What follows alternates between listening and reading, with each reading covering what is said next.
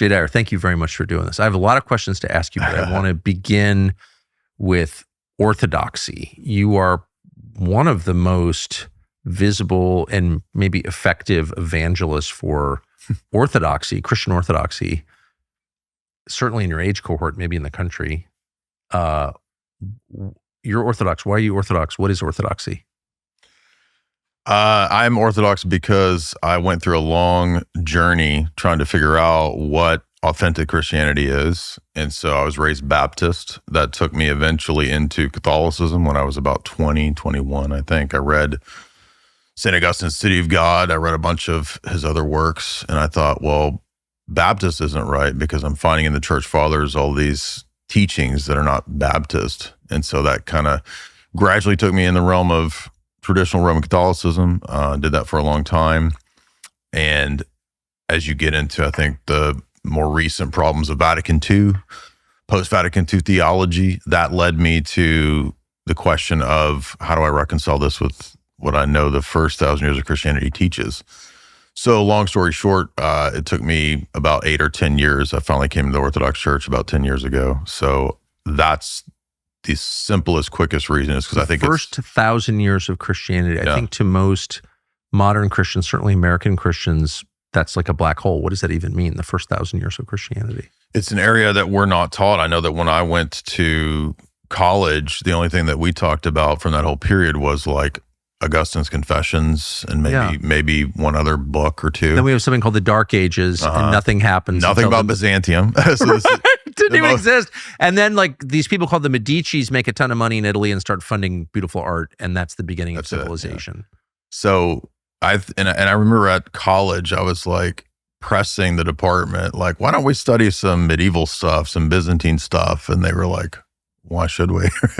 We don't care about that Christian stuff. So I think there's probably a little bit of an intentional desire to suppress that American education, I think, is pretty much brainwashing. So, in one sentence, this might take between Constantine in the 4th century and the Renaissance, you had Christian civilization. The most successful empire in history is the Byzantine Empire, from Constantine all the way up until the fall of Byzantium to the Muslims. So, why do you say it's the most successful?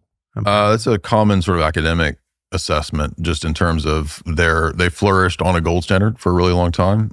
They started clipping the gold, money clipping, like the Roman Empire in the West had done before them and other empires. So they fell prey to usury as well. Yeah.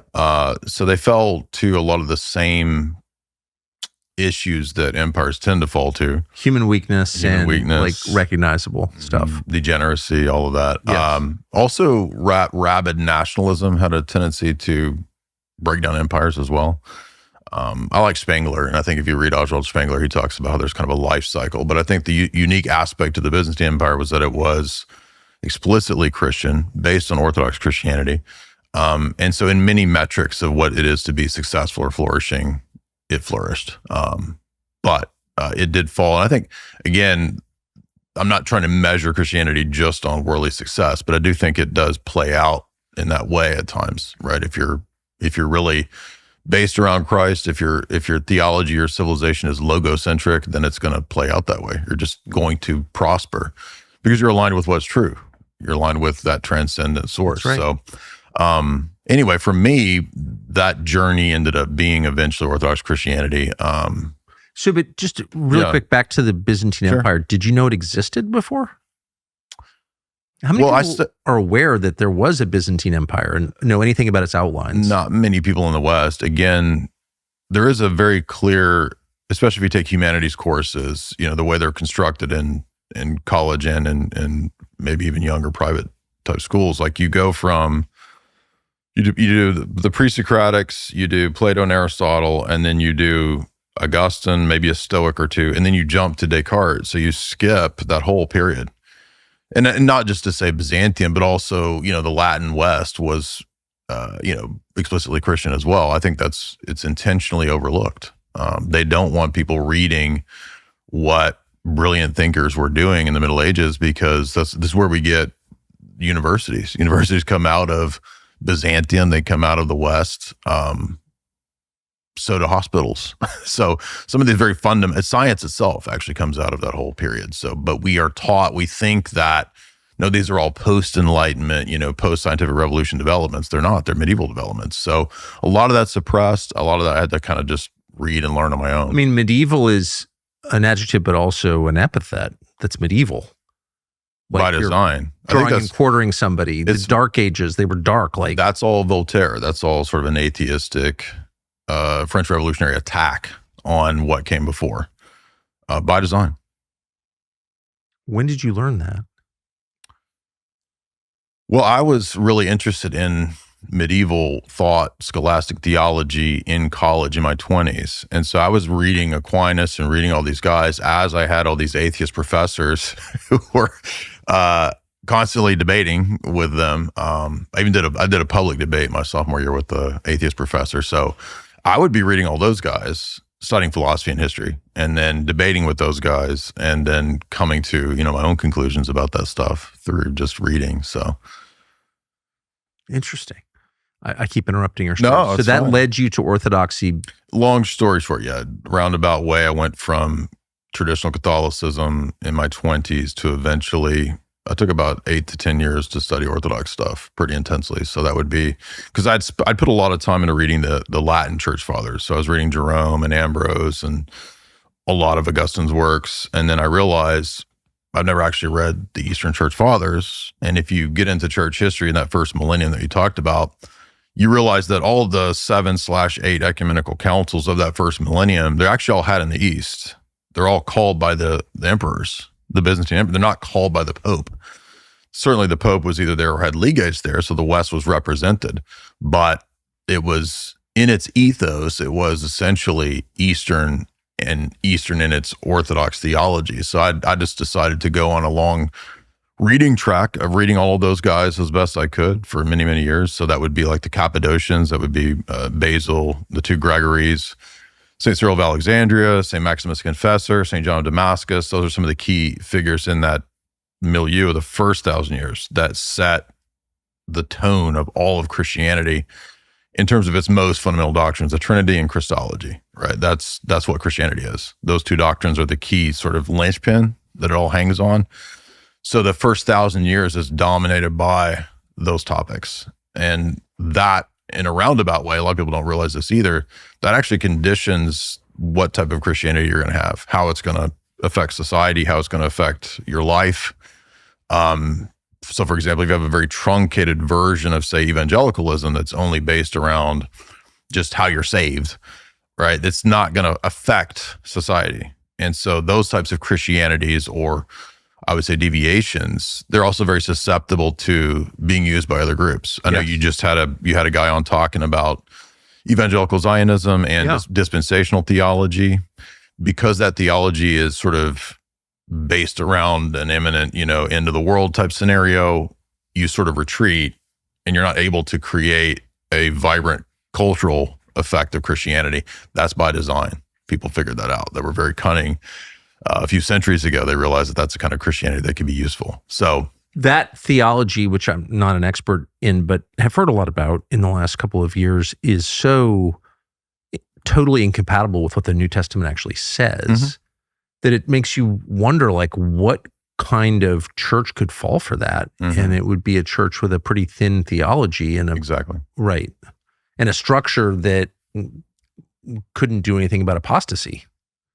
And it's also antithetical to the Christianity of the first 1,000 years. And the reason I keep saying the first 1,000 years is that that's not just where we get these doctrines of the Trinity and who Jesus is formulated, but we also get the Bible. The Bible itself comes out of decisions of church fathers centuries after the apostles. Yes. So if we're going to have a church or a religion based on the Bible, we really already truncate Christianity, because the Bible itself in our ethos is a liturgical document. It's actually part of a liturgy.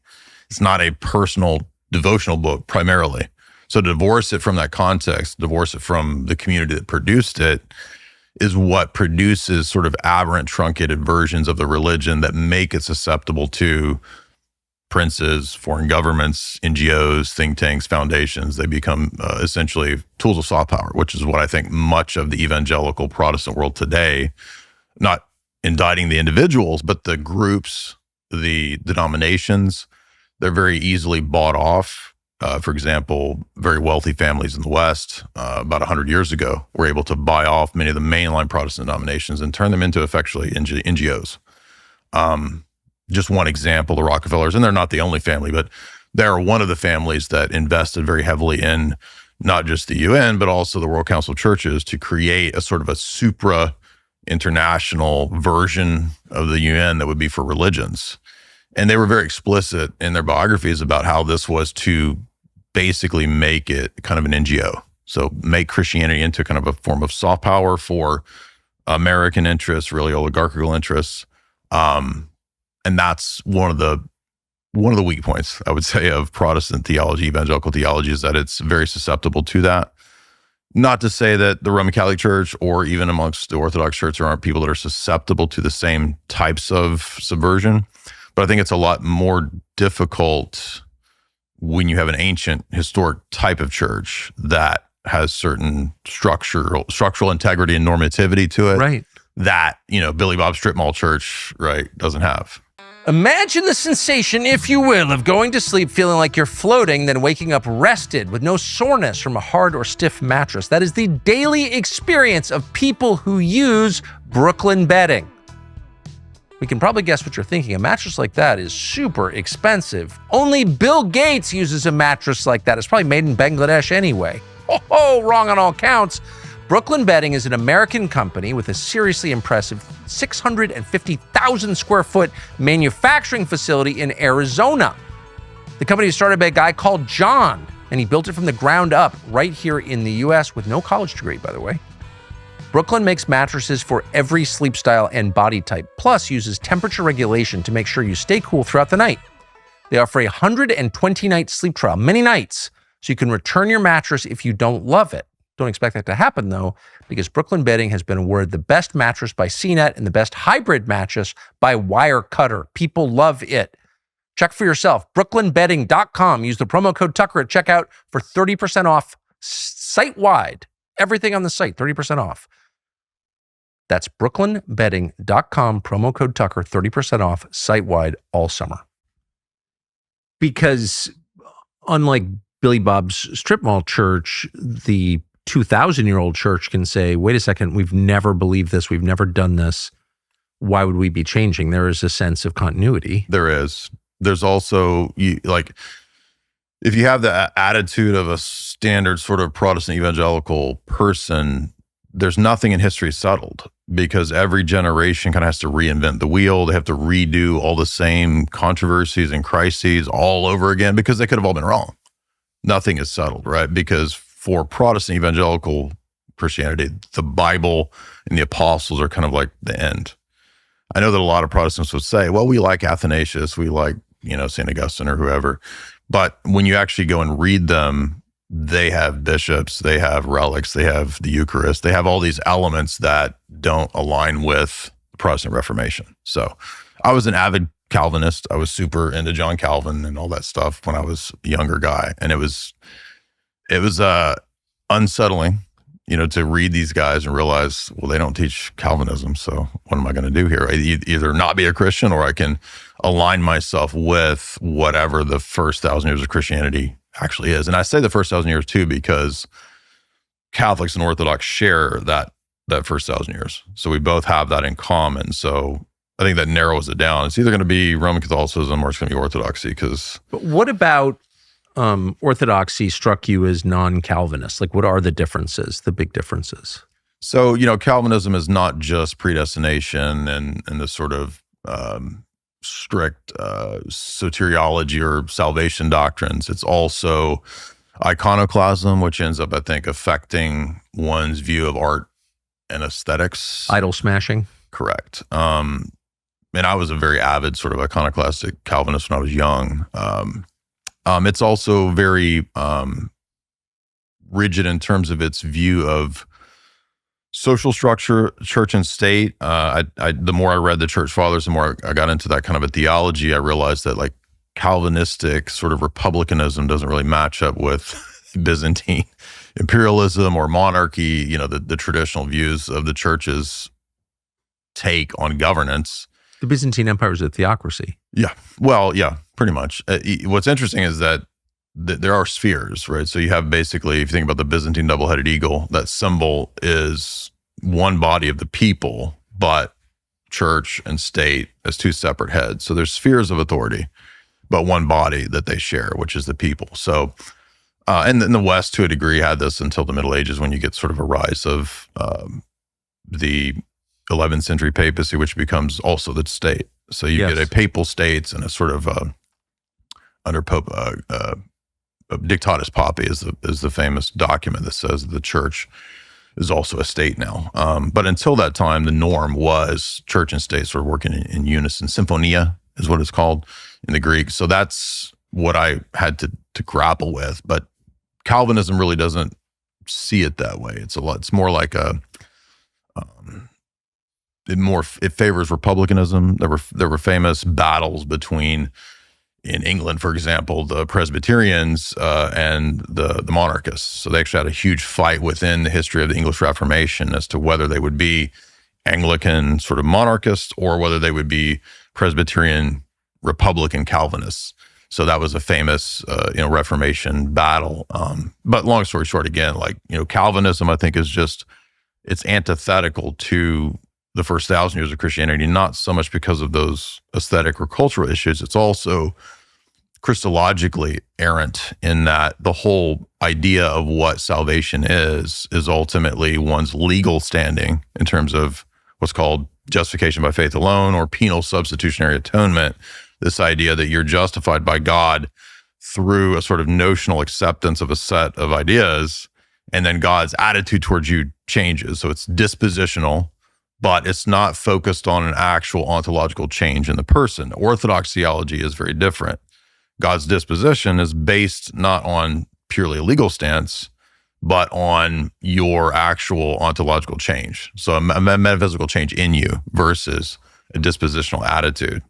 So maybe we don't get too heavy into philosophy, but I do want to. What's the difference between the two?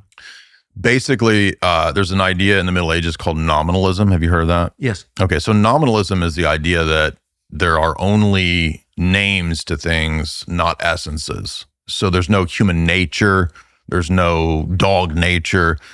When we talk about natures or classes or sets of things, we're not giving an ontological or metaphysical status. We're just simply classing things together linguistically in a set.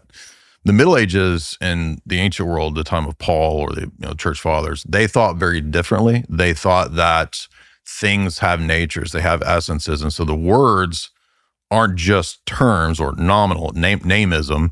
They actually describe what's really there in them metaphysically. Okay. So there is human nature. And in Orthodox theology, Christ assumes... Who would deny that? In the Middle Ages, it begins with people like William of Ockham. So Ockham is the first nominalist. And the man with the razor. Exactly. He's known for that. And he challenges some kind of established ideas of essential. It's called essentialism, that things have essences. And so he also goes up against this idea of universals, that there's no such thing as a universal class or essence of a thing. And that had been kind of the norm since Plato and Aristotle as well. But so you get a denial of essentialism and essences, and then you get another guy named Gabriel Biel, and he's very influential on Martin Luther. And so when the Reformation kicks off, there's this debate about how could you be called righteous if you're not in fact righteous. So if as a human being you are, menstrual rags, as Isaiah says, as the reformers said, then how could God call you righteous without being a liar? Well, enter in nominalism, and nominalism is able to say, because things don't actually have essences, they just have names. And so if God calls you that, you are that legally, even though in actual fact you're wicked. So that was, and Luther was very happy to utilize that nominalistic approach. And by the way, this is not just my theory. There's famous Lutheran scholars. There's a book called Harvest of Medieval Theology by Heiko Obermann. And the whole thesis of that book by a Lutheran is that, Luther had to use nominalism. So we're also, though, moving away, not just from theological squabbles, but the idea that things have natures. And this is how we get to David Hume and Kant and these Enlightenment figures, which give us the, scientific revolution, supposedly. This is how we get to there's no male and female. So you can see kind of the logical train here. If things don't have essences, well, then they don't actually have genders, right? Objectively, because everything is just a name. So I can just name myself he, him, zer, z, it, right? I'm not trying to go too fast or too far in the sense of like theology, but I'm saying there is an ideological sort of progression that you can get from nominalism to where we are now with postmodernism, and then with essentially, It's interesting that an adult could believe in something like that. I mean, having lived your life, known people, known animals, seen nature, and arrive at the conclusion that nothing has an essence, everything is just what we call it, like that flies in the face of your experience. It has to, right? What's that saying that you have to be an academic to be really stupid? Yeah, right? I guess that's right. Yeah. To be indoctrinated into believing some sort. I remember Terence McKenna. Do you remember the psychonaut Terence McKenna? I remember reading him one time, and he said something like, "This is all just magical thinking. This, if you take the shroom, you're going to see that things don't have essences, that things just have names, and you just change the name." And I'm like, that's the gender idea right there. Christians ought to be safe in the Holy Land of all places, but they are not. Keep in mind, these are the descendants of the first converts, the first people who followed Jesus, people whose families have worshiped in the land Jesus walked for centuries, for thousands of years. And these same people are now facing enormous pressure to leave, fleeing their homes amid war and anti-Christian terrorism. Untold numbers of innocents are lost and without hope, fellow Christians. But how do you support them? There are groups out there who claim to support them whose real agenda is to move them out of their actual homeland. We think that's wrong. We think that's evil, in fact. And so we've looked far and wide to find a group that is actually supporting Christians in the Middle East. And we found one. It's called the Vulnerable People Project, VPP. It's one of the very few groups consistently helping vulnerable Christians throughout the Holy Land. They deliver food and water to Christian communities trapped in Gaza, for example. They help rescue civilians. They provide emergency aid to families who have nowhere else to turn. Today, they are helping Christian churches and families safely remain in the communities where their ancestors worshiped Jesus. There should be a lot of groups doing this, and trust us, we have looked for over a year now, and there aren't. But the Vulnerable People Project is doing exactly that, and their work makes an amazing difference in people's lives. A gift of just $33 helps provide a day of protection and support for the vulnerable Christians in the West Bank. Who's looking out for them? Nobody. Well, they are. A monthly gift of $83 helps sustain that protection throughout the month. So visit SaveWestBankChristians.com and stand with Christians in the land where Christianity began. That's SaveWestBankChristians.com. We are proud to partner with them. Thank you. Yeah, and that's just its kind of apogee. The gender insanity is just the most obvious. But it has a precedent in this theology, this theology debate, That's which most amazing. people don't know. I'd never heard that before. Huh. I'm sorry to hear that about Luther, who I've always loved. There's a lot to love about Luther. He's a character, for sure. He would actually chase the devil away with farts, which I think is great. Quite a robust man and a happy family life, and everything about him I like. But that is impossible to defend. It just flies in the face of reality. Yeah, and even modern scholarship in the Protestant world. There's a great book by Alistair McGrath out of England. I think he's Anglican. It's called Justitia Dei, and his book was kind of a landmark in Protestants coming to the table and saying, okay, look, Luther's doctrine of salvation is not in the first 1,500 years, unfortunately. So the understanding of salvation that preceded the Reformation was that people had to be changed in their essence in order to be saved. Yes. So there's an actual participation in what Orthodox theology calls the uncreated energies. So we believe that God has infinite divine energies and operations, attributes, as it's called in the West. And for Orthodox theology, and this is the patristic teaching as well, we participate in that. So we're not just changing a legal status, we're actually participating in the life of God himself, which when you go back and you read the New Testament, you're like, oh, actually, well, that makes more sense, because Jesus says in John 17 that he came to give us a share in the glory that he had with the Father before the foundation of the world. So divine glory can't be a creature. And so Jesus is equating grace with divine glory. So unless you think God has created parts, which would be polytheism or some form of idolatry, uncreated grace has to be a reality that's a participable thing. Well, Jesus promises that the Holy Spirit will flow into people and change them. Right. And that happens. Spirit's not a creature, because then you would be anti-Trinitarian. So absolutely, this is why Peter says in his epistle, right, that we become partakers of the divine nature. So very strong language in the New Testament and the epistles for what we call theosis in the Orthodox Church. Paul says, for example, in Thessalonians, that it is the dunamis, or the power of God, that is at work in him. So the actual power of God, which can't be a created thing or a created grace, which unfortunately, even in Latin Roman Catholic Church in the Middle Ages, created grace becomes a normative thing, where what you're getting is just another form of created.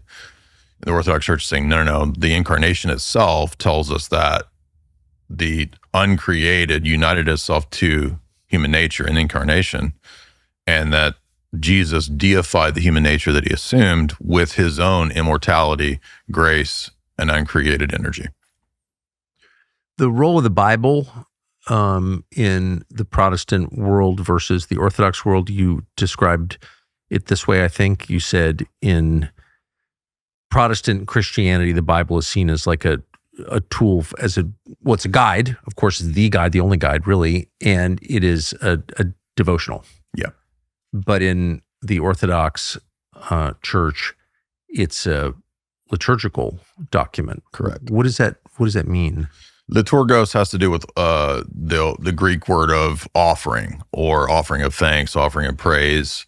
But it's also in the Hebrew tradition, we think that was proto-Christianity, the ancient Hebrew text. It was part of, for example, David's Psalms. Those were Psalms that David wrote to be sung at the temple liturgy. Right. So liturgy is a sort of structured form of worship that Orthodox, Roman Catholics, Anglicans, Episcopalians, they have a very structured form of worship that is called liturgy. But originally it just means sort of offering.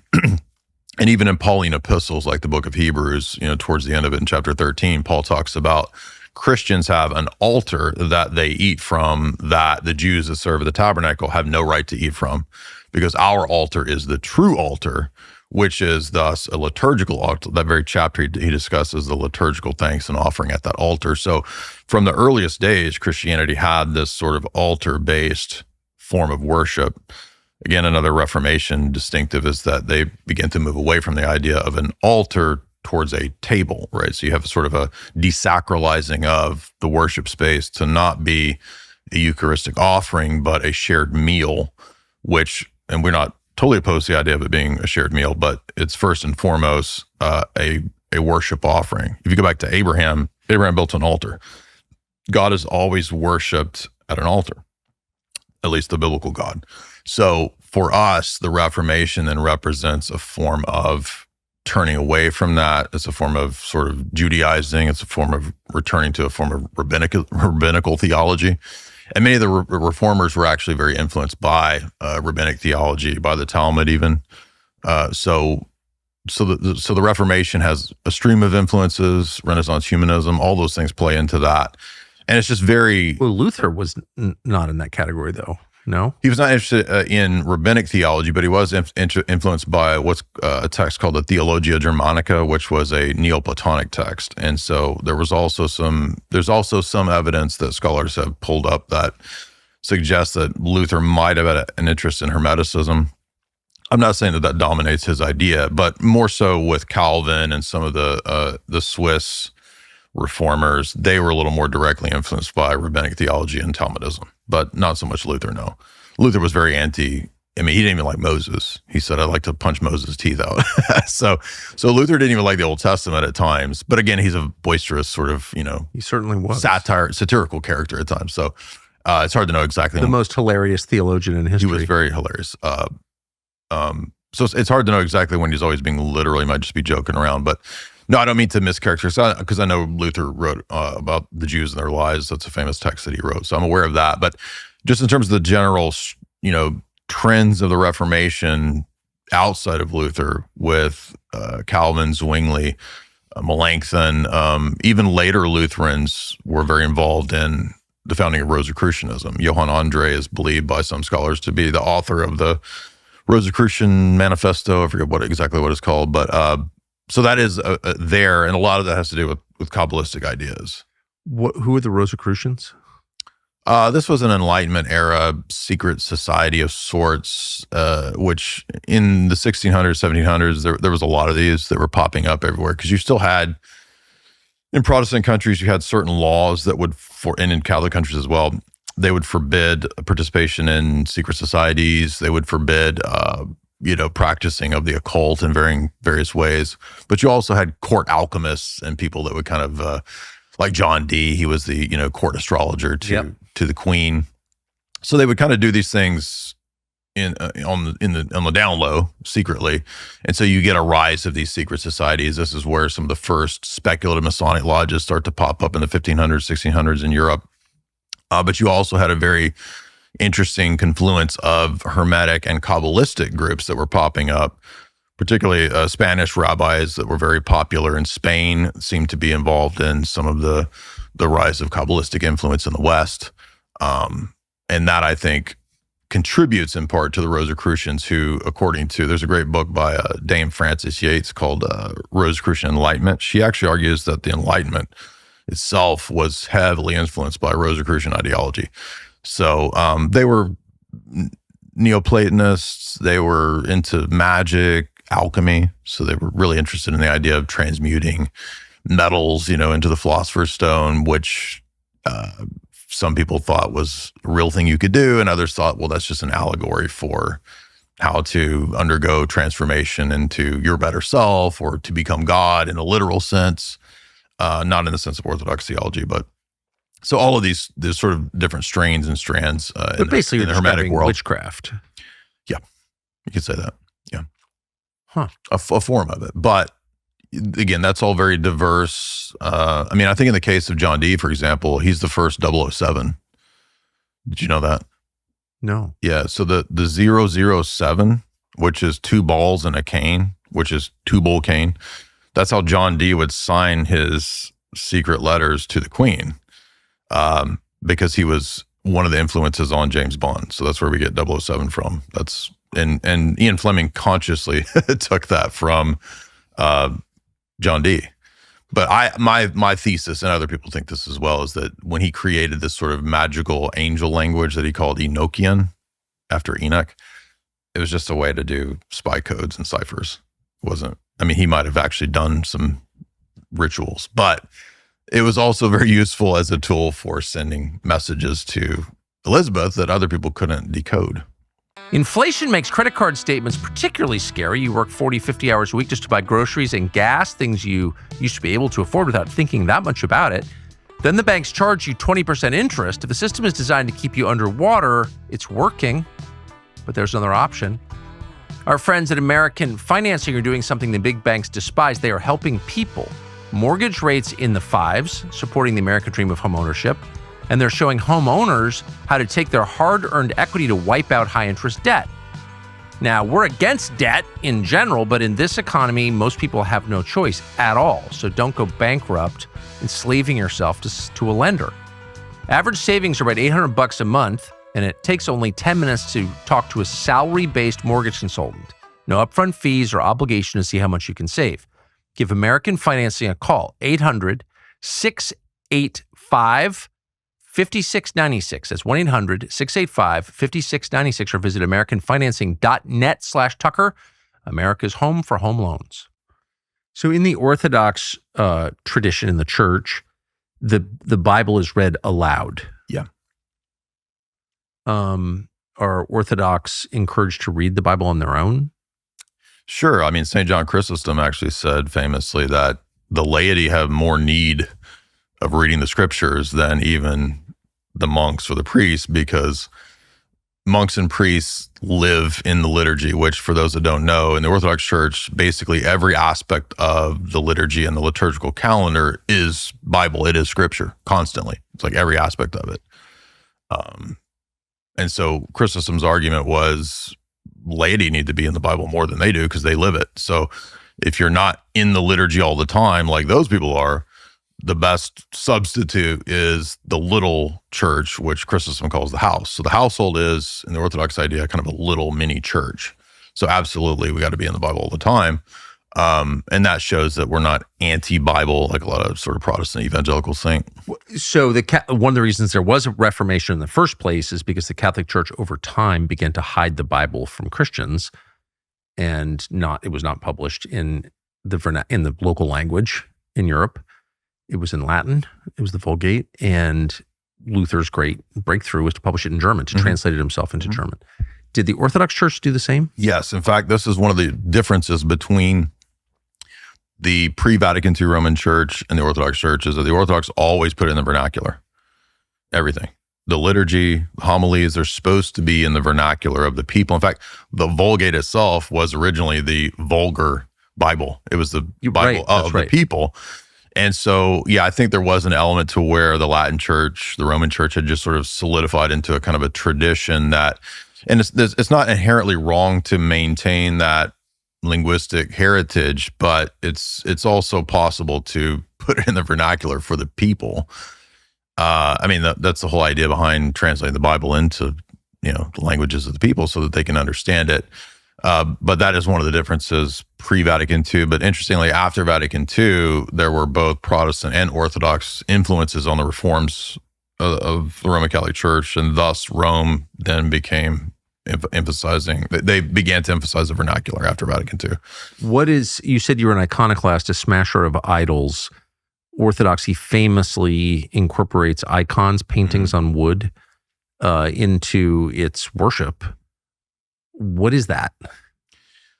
This is, again, a huge misunderstanding that we would argue, we believe, is part of proto-Christianity. It's part of Hebrew proto-Christianity. So when you go back to the book of Kings, when you go to the book of Exodus, and you see the way that the tabernacle and then later the temple are described, they are tremendously ornate. You've got gold images of angels, and you've got the Ark of the Covenant with, angelic imagery on it.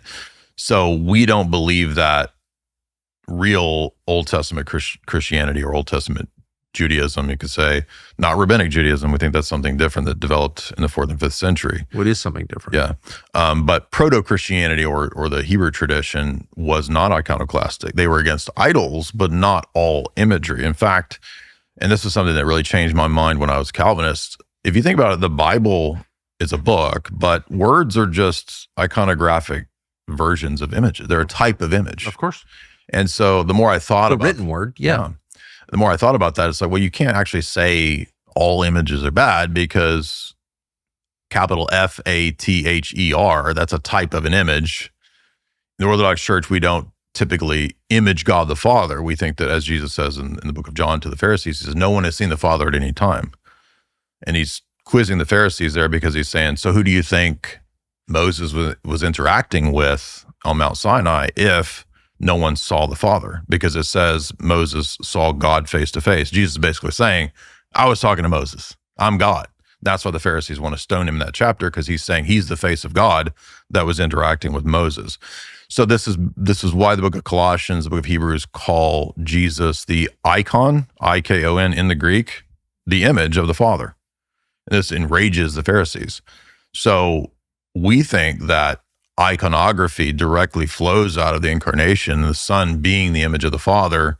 Thus, throughout the early church, you have the development of the liturgy, even in the 1st and 2nd century. And this has been shown through archaeological evidence, through people who study liturgy. They're called liturgists. Even Protestant Anglican liturgists note that the early church had altars, they had imagery, even synagogues in the 1st and 2nd century. One of the famous cases is the Dura Europos synagogue in Syria. I think it's from the early 200s. It's lined with images, paintings of Old Testament scenes and imagery. So the Orthodox Church, if you look at the Dura Europos synagogue, is the most natural development of if Christianity was going to open up to the Gentiles and it was coming out of the temple and synagogue liturgical system, is exactly what it would look like. It would look like an Orthodox church, and lo and behold, that's what Orthodox churches look like. And by the way, I remember 2023, my priest, who's a great Russian Orthodox priest, Father Vladimir, he took us on a pilgrimage to Italy. And I was like, why are we going to Italy? Isn't that Rome? Well, there's 1,000 years of Christianity, prior to the rise of the medieval papacy in Italy. And there's tons of Orthodox places that you could go to, right, in Italy. And so we went to the catacombs in Rome. And lo and behold, when the Christians were persecuted and they're underground in the catacombs in the 1st, 2nd, 3rd century. By the way, you can never see all the catacombs. Like, we spent a whole day just in one of the catacombs in Rome. There's altars, there's images that they painted in the 1st, 2nd, 3rd century. So even the catacomb church had liturgy, had imagery. Plenty of examples of this. The church fathers also write about it as well. So those are huge, I would say, differences between, and remember, the people couldn't read back then. Most of the Roman Empire was illiterate. So when they would go to these services in the catacombs or wherever, they would be hearing the word of God. That's why Peter says, this is the word of God which was preached to you. Paul says to Timothy, pass on all the things that you heard from me in the presence of many witnesses. So that oral teaching, that oral hearing of the liturgical worship was the norm. And then one of the things that really cracked it for me as a Protestant when I left Protestantism was when I learned that, by the way, I learned this from evangelical scholars. One of the things that developed the canon of the scripture itself in terms of like how the church decided what books go in and which ones don't was what's called the lectionaries. Lectionaries are the daily liturgical readings in the churches. So when the church fathers were having these councils and they were meeting, and the canon of scripture doesn't actually get solidified, at least for the Orthodox Church, until the 6th and 7th century, they would say, okay, which ones do we have a tradition that says Paul wrote or Matthew wrote? Which ones are in the daily lectionaries? And if you're a Protestant, you believe in sola scriptura, the idea that liturgy and liturgical tradition play this huge role in the determination of the canon make it very difficult to say that, we're based on scripture alone, sola scriptura. So Orthodoxy is not based on just the Bible. No, we would say the Orthodox Church is based on the idea of apostolic succession, that the apostles appointed successors in various bishoprics and sees throughout the Roman Empire. It's based on the tradition, which could include the lives of the saints. It could include liturgy. It could include all kinds of rites of the church fathers, canons of the councils. Those are traditions, and the Bible. So all of those elements go into what the basis of the Orthodox Church is. Whereas, in the Protestant world, you have elected elders or something like that, but you don't have this sort of 3-tiered stool of apostolic succession, tradition, and Bible altogether.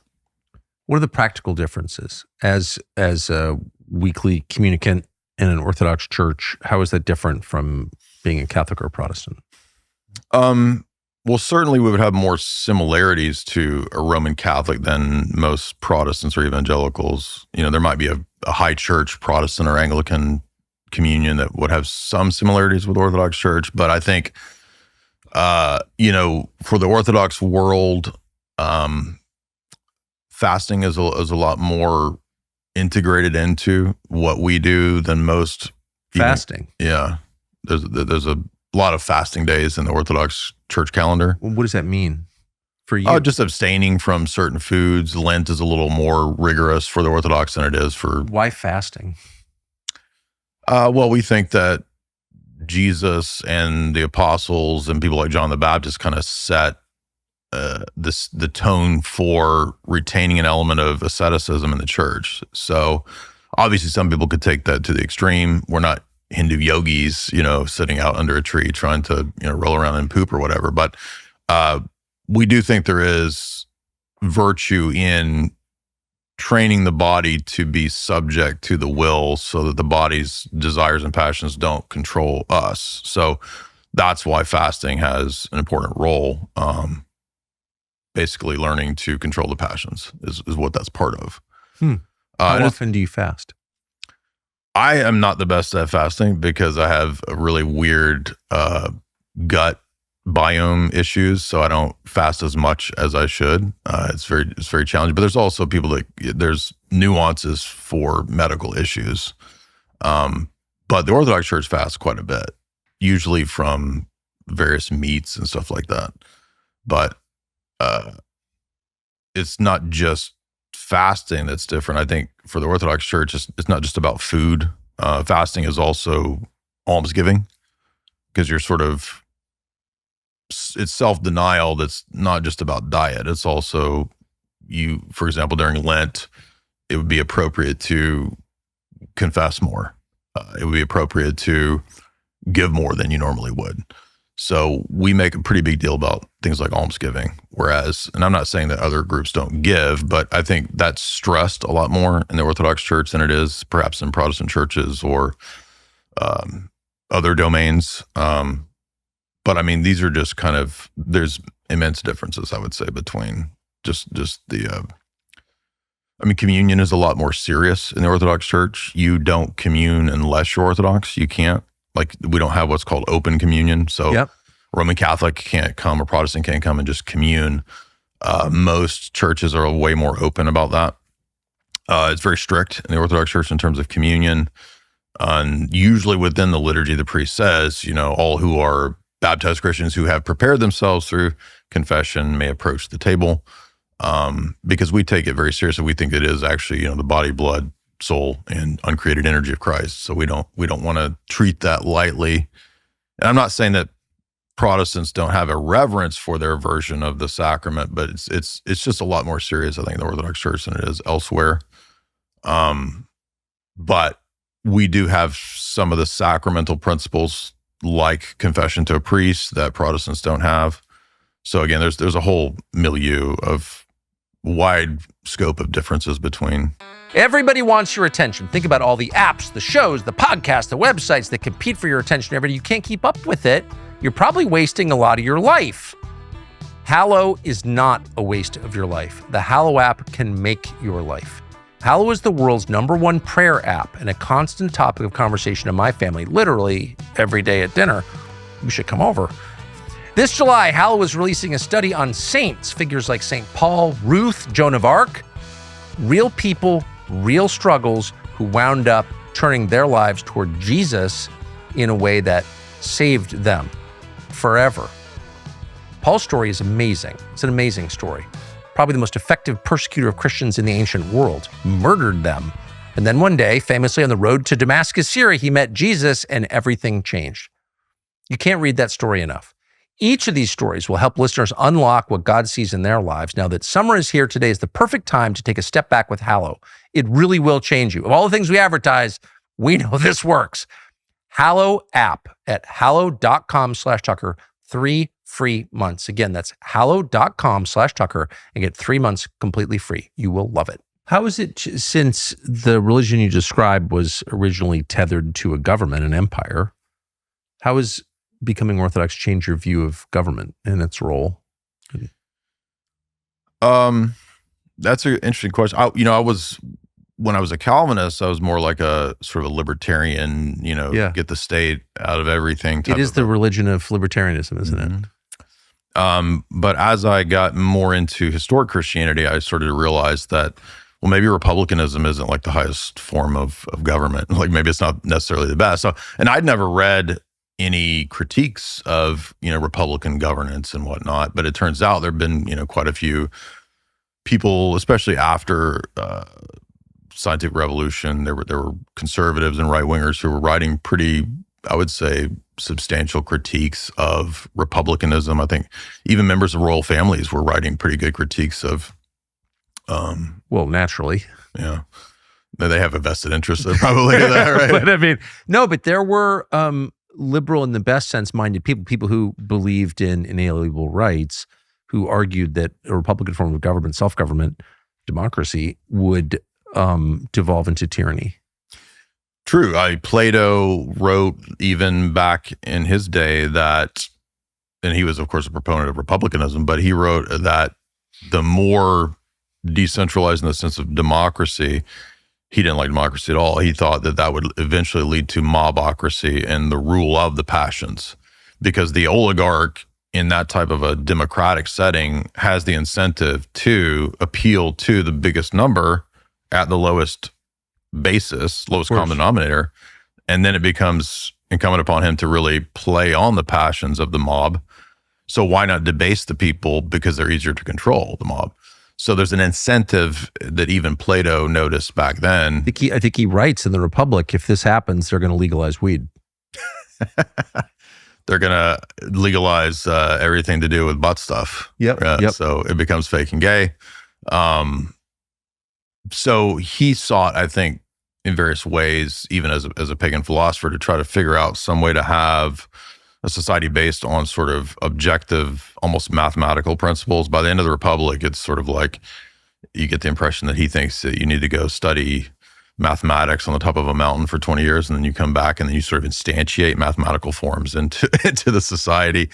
And it's interesting because later on, by the end of his life, he seems to progress towards more of like a secret society type of governance, because he has this, I think I'm going from memory, maybe the Symposium or the other one, but he argues that there's this Council of Night in IGHT, which is a governance board of like spy chiefs. Yep.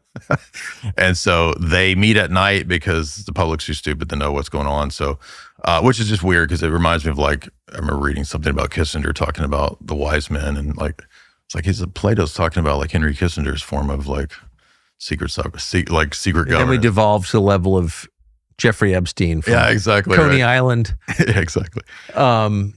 Yeah, but it's all the same thing. It's just Jeffrey Epstein was an idiot, which no one wants to say, but he was, obviously, when you read his writing.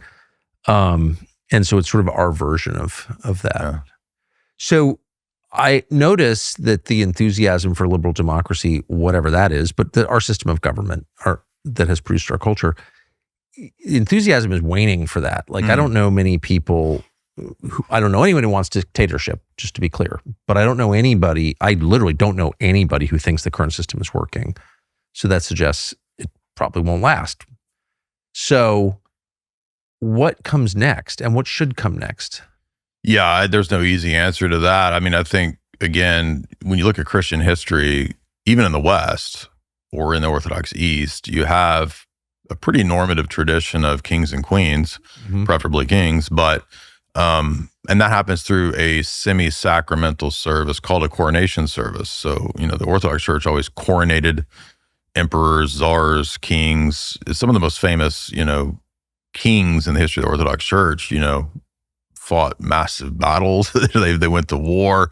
So I think one thing that ties into this idea of a de-Christianizing of the state, which is part and parcel with that sort of tendency in the Calvinist, libertarian type of tradition, the classical liberal ethos, is there was a famous Russian statesman, Papanatiev, who wrote a book, Reflections of a Russian Statesman, around 1890s. And he said, when you de-Christianize the state, you don't get liberty. You get another cult that runs the state. Exactly. And he noticed that before I have too. before the Bolsheviks, right? So really? He had looked at the French Revolution and prior examples, and he said, you just get another cult that steps in and runs things. So you're always going to be governed by religious fanatics. Yes. So the question is, which religion? You want some good ones, or at least some nicer ones? Or yeah, I've noticed that just from knowing people who run countries, like they're all deeply religious people. Most won't admit it.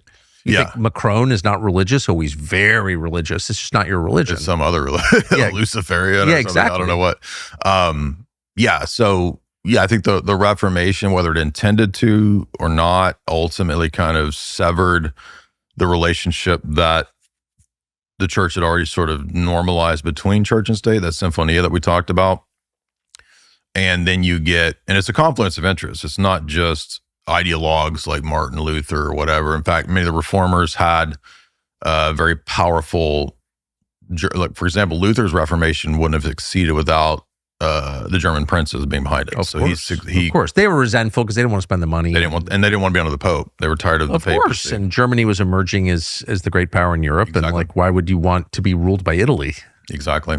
So there was a lot of resentment, papal stuff going on. Same with Henry VIII. He didn't want to, be under the Pope's rules about his ladies. So those combinations of interests. By the way, there's also a Jewish influence on the Reformation as well. In fact, there were, according to Carol Quigley, even Protestant and Jewish banking interests funded the French Revolution massively.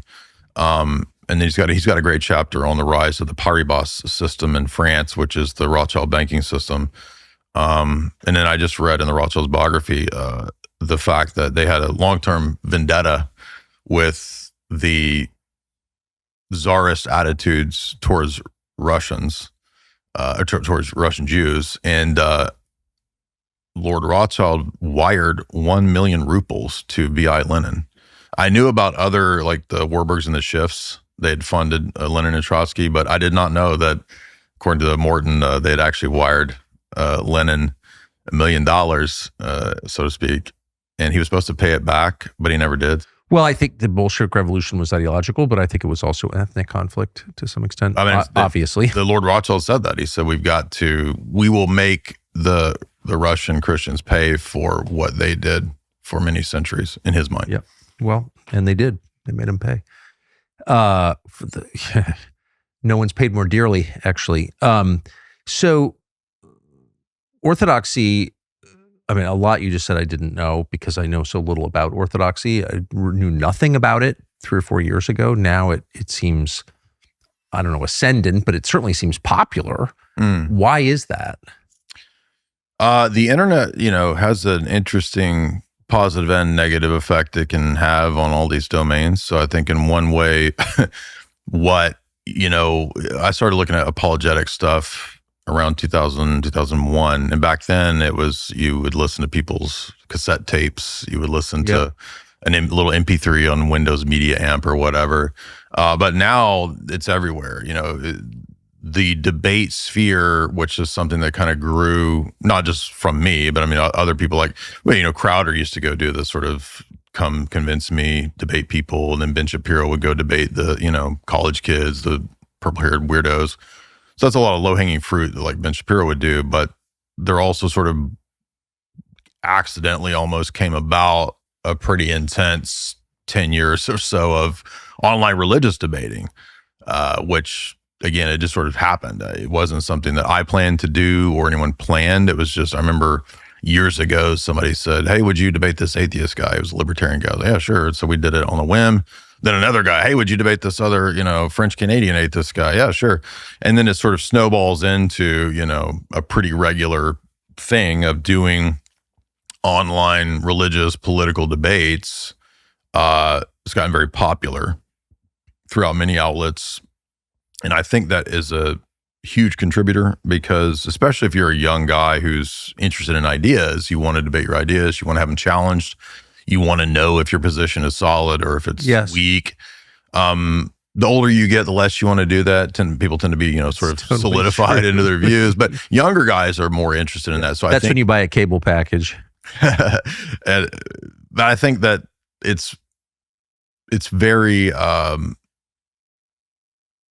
natural, I think, to people in the West to do that, to debate their ideas. It's not a feature necessarily of every other society to debate their ideas. That's for sure. And increasingly, it's not a feature of our society. Exactly. We were talking at breakfast, you were a debate participant champion in school. Mm-hmm.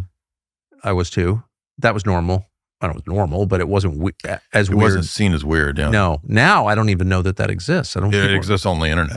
So people are going to do it. Kids in schools are not encouraged to debate, right?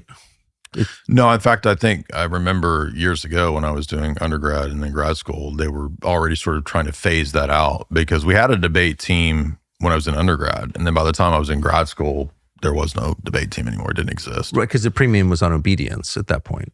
Yeah, because they don't want you critically thinking through your positions because then you might notice patterns which are not amenable to the status quo. Nicely put. That's absolutely right.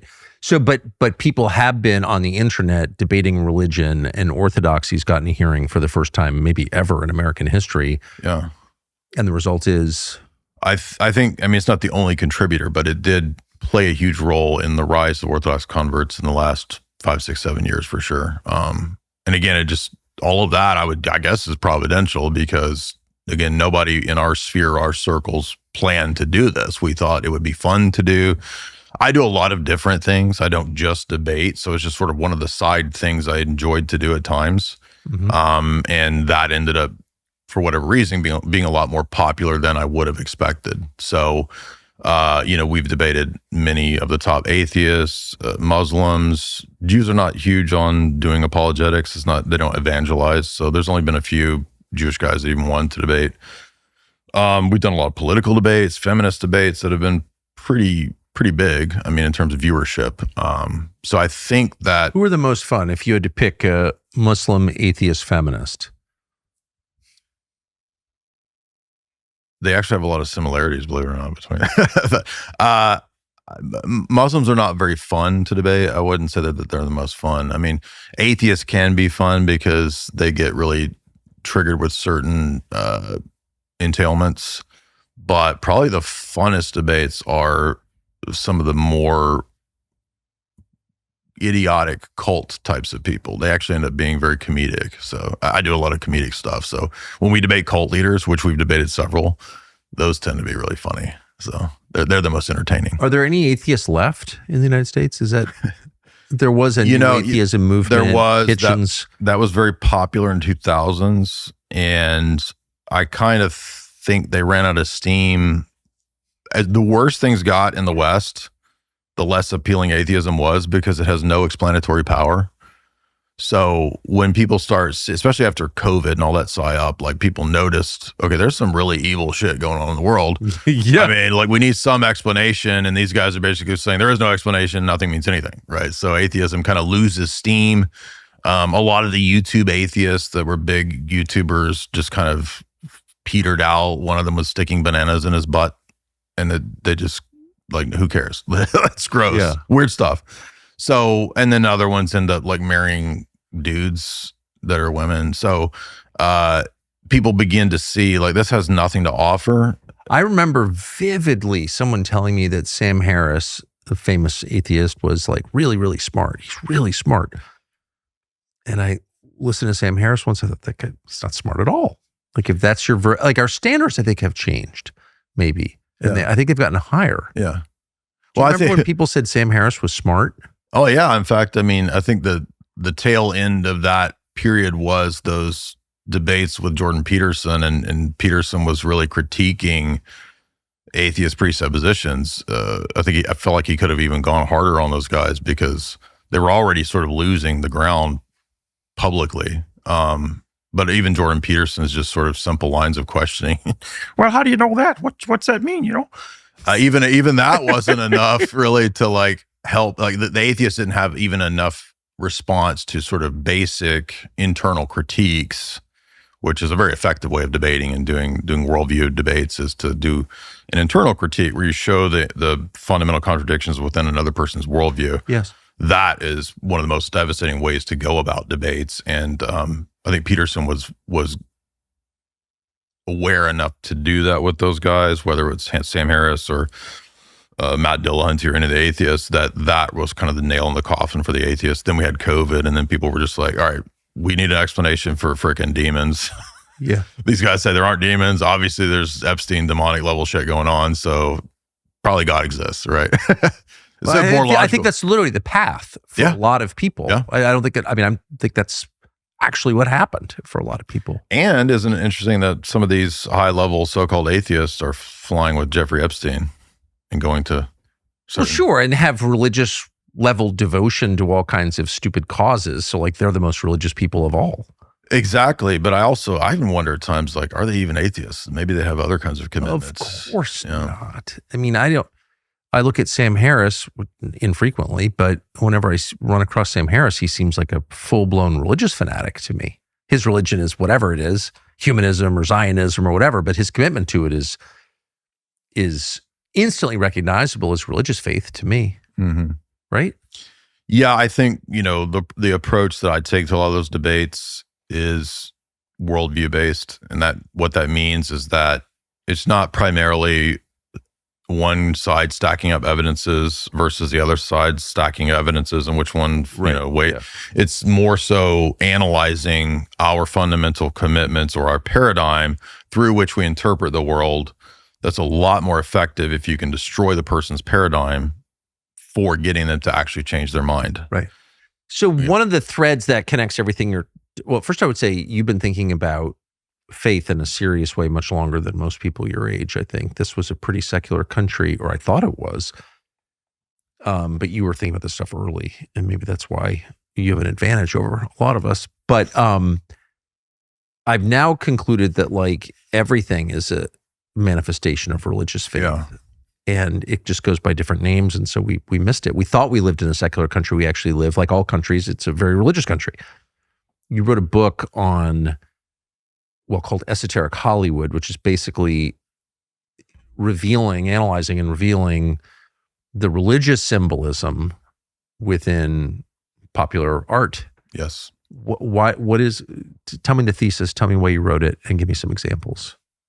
Well, when I was doing grad work, I had multiple interests, not just philosophy and, religious stuff, but also I've always been interested in film, love movies. Yep.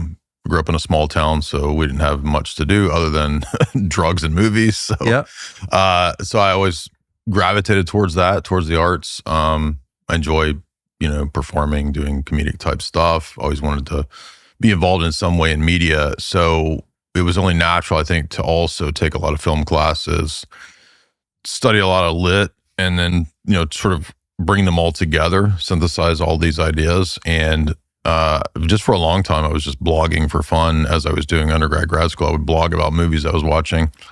And I was also studying like propaganda, psychological warfare, how that overlaps with intelligence agencies and how that overlaps with Hollywood. So the book ended up being the product of just a lot of college and grad school research, particularly about figures like Ian Fleming, how he would take sort of his own personal experiences in black ops and intelligence and then put that into the character of James Bond.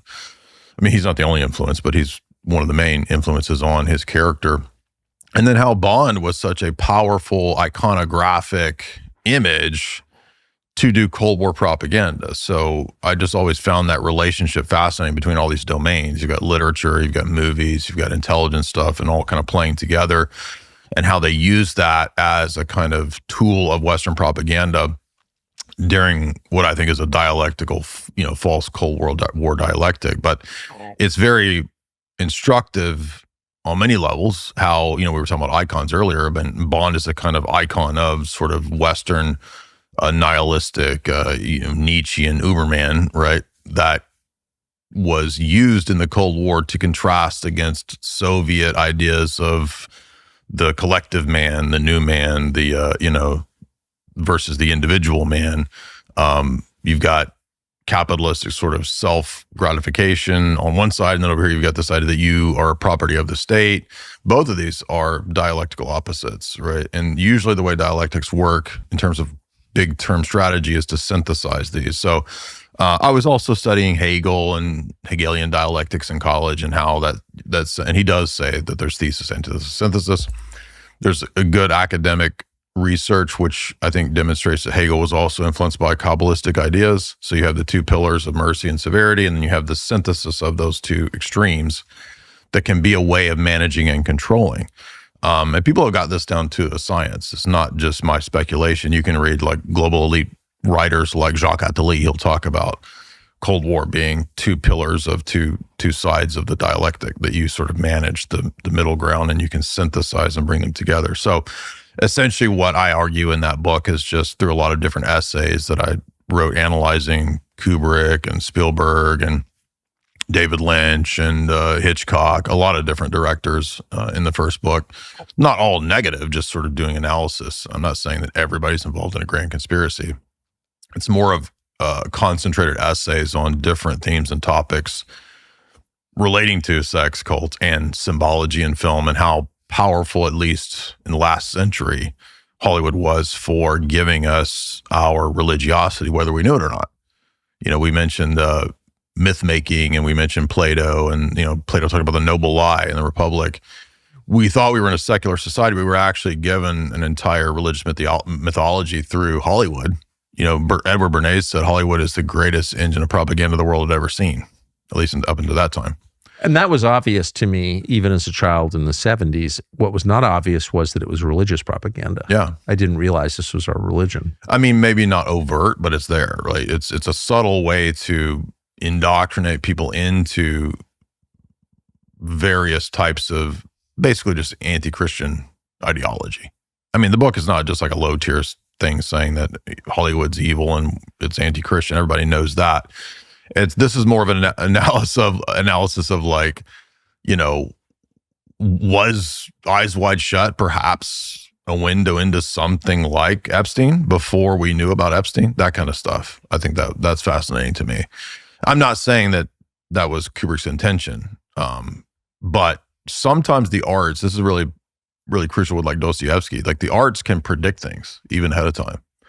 I'm not with such recurring frequency that you think, what is this? This is almost a kind of a prophetic spirit almost. Yes, or it suggests that like we're just acting in a drama whose script has been written. I don't know. I mean, I've literally no idea. But it's outside, just as a statistical matter, it's outside the realm of chance. For example, how many times The Simpsons predicted coming events? Like, what is that? I have known writers on The Simpsons. They're not yogis. They're not mystical figure. I mean, I have no idea what that is, but I just noticed that it's happened. It does happen. Two different phenomena. That, for one, like if you read Dostoevsky and some of his novels, he would write almost with precision.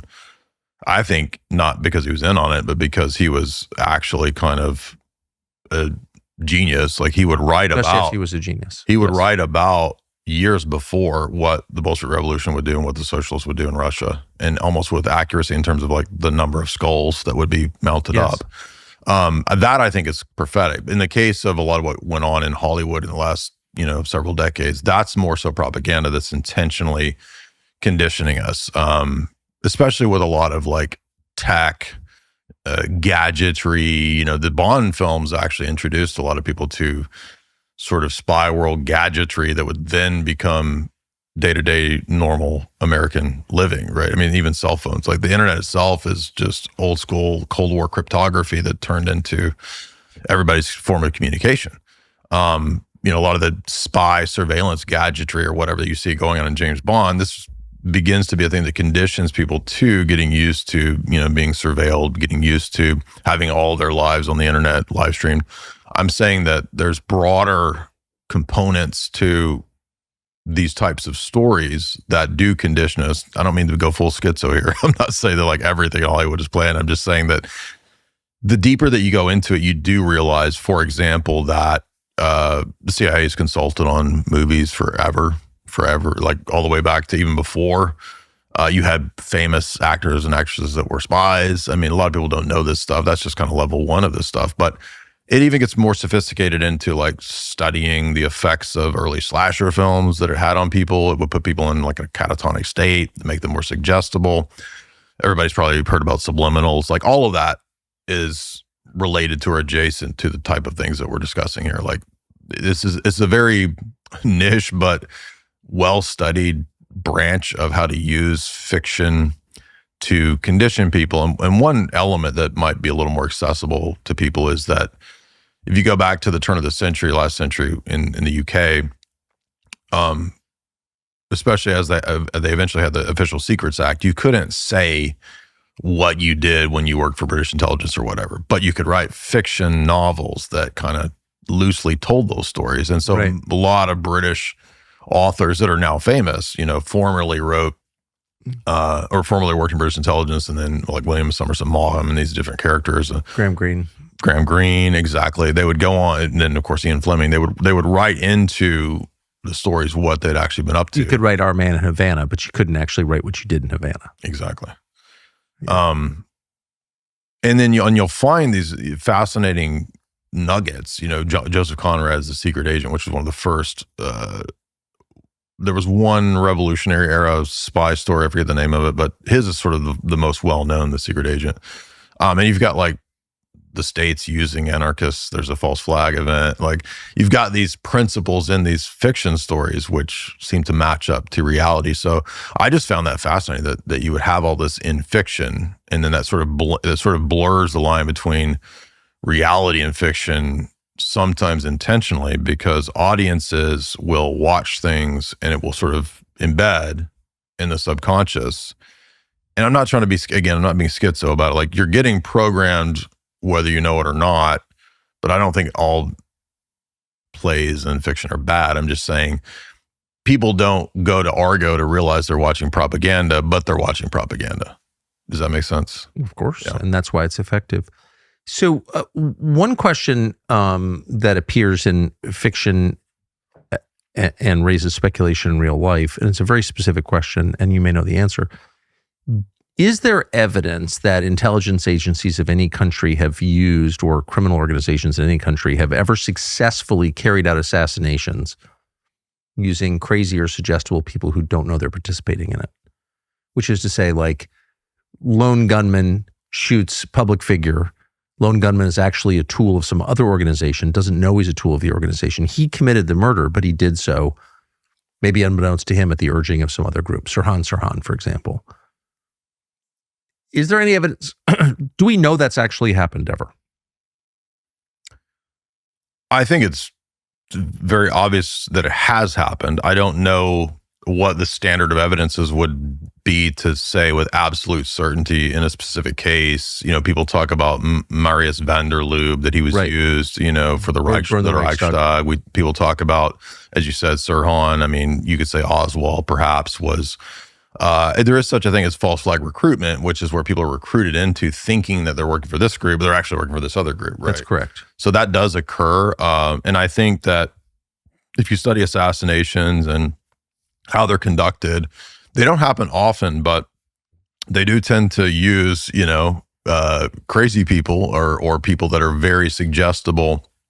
So I think that's definitely probably 100% goes on. I mean, we had what was Shinzo Abe was one of the most recent, other than Charlie Kirk, obviously, you know, assassinations. That there was some weird things with that in terms of usually political ideologues or religious ideologues are very useful for these types of operations. So yeah, I think especially with JFK, even you've got significant evidence. If you look at the person of Angleton, and if you look at what came out in the JFK files, like he was literally just passing all kinds of information to the Mossad. It's in the JFK files. There's like four pages were about his secret relationship with the Mossad. And I think there was a confluence of interests, as you said, with organized crime, CIA, and Israeli interests all sort of had the motive in regard to JFK. But I think that's a recurring pattern, is to absolutely contract it out to either organized crime. I mean, Murder Inc. began as a Jewish assassination squad that was used by not just Sicilian mafia, but also at times the U.S. would contract out and use these people for operations. If you want to get rid of somebody, just use the gangsters. You're not going to do it yourself. So yeah, that's well known. I think if you look at Operation Underworld, where the CIA was using organized crime for many years. How much evidence is there that the CIA, do you think, has an active role in American politics now? My research has mostly been past decades of that relationship, so I'm not the most up to date on present. But I would imagine past his prologue. How certain are we that the United States, U.S. politics has been influenced by intelligence? I mean, I think when people talk about the deep state, we're talking about a sort of breakaway national security apparatus that has a tremendous amount of influence and control on domestic and foreign policy. Absolutely, 100%. I think that superstructure that is international, that is, people talk about the Five Eyes and all that kind of stuff. I think that they do coordinate. I think it's very clearly, when you get up into that level, even above intelligence and CIA, when you get up into that level of like steering committees and the CFR, the trilaterals, like it's not accidental that Epstein was literally David Rockefeller's legate on the Trilateral Commission. He was a commissioner for it. I mean, that they created that for Brzezinski, right? It was Kissinger who went to David Rockefeller and said, "We have this guy Brzezinski, he will be great for trilateral." They created it for him. And so for Epstein to essentially be at that level, which is, no, I don't think we knew that until that, Bannon interview came out. And Jeffrey Epstein said, "Yeah, I was on the Trilateral Commission. I was up there with David Rockefeller."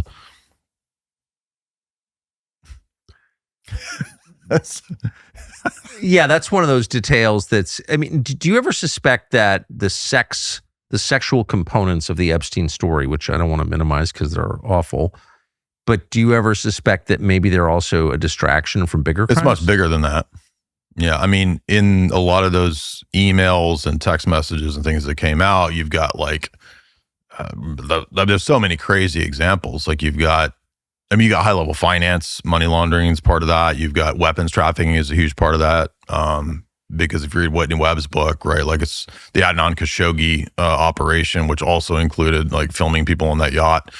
That becomes kind of a pattern for also the way that Epstein would do his stuff. So you've got weapons trafficking, you've got high-level blackmail, you've got human trafficking, you've got money and finance, and you've also got planned chaos in certain areas that you move money to prior to the chaos to benefit from the destruction, which is something that Ian Fleming had Spectre doing all the time. So I suspect Ian Fleming was talking about the sort of Epstein level, Rothschild level gaming of different markets, because that's a huge part of what they were doing, where he's basically emailing Ariana de Rothschild and he's saying, there's going to be a huge conflict over here, move in early, buy up resources, etc. Because the conflicts, the chaos is coming. They did it about Kenya, Somalia. There was emails about how to do this with the Greek debt crisis when that happened, to buy up after it collapsed, right? So that's a huge component. And we know that that's nothing new, because the Rothschilds biography that I was just finished reading by Morton brags about how they did the same thing at Waterloo. They crashed the London stock market on the basis of false information and then bought it up when it crashed, when they figured out that the information was false. So that's exactly what the same thing that Jeffrey Epstein was doing in the emails with Ariana de Rothschild. It's funny that they called the 1,000 years after the fall of Rome the Dark Ages as compared to this. It's also crazy, too, that we think that there's no religious component to the world today when we seem to have all kinds of very demonic activities going on, which suggests, secret societies, cults, you name it. So I think that the world really operates in this way versus the sort of secular mythology that we were taught. Yeah. I mean, I don't see anything secular happening really in the United States at all.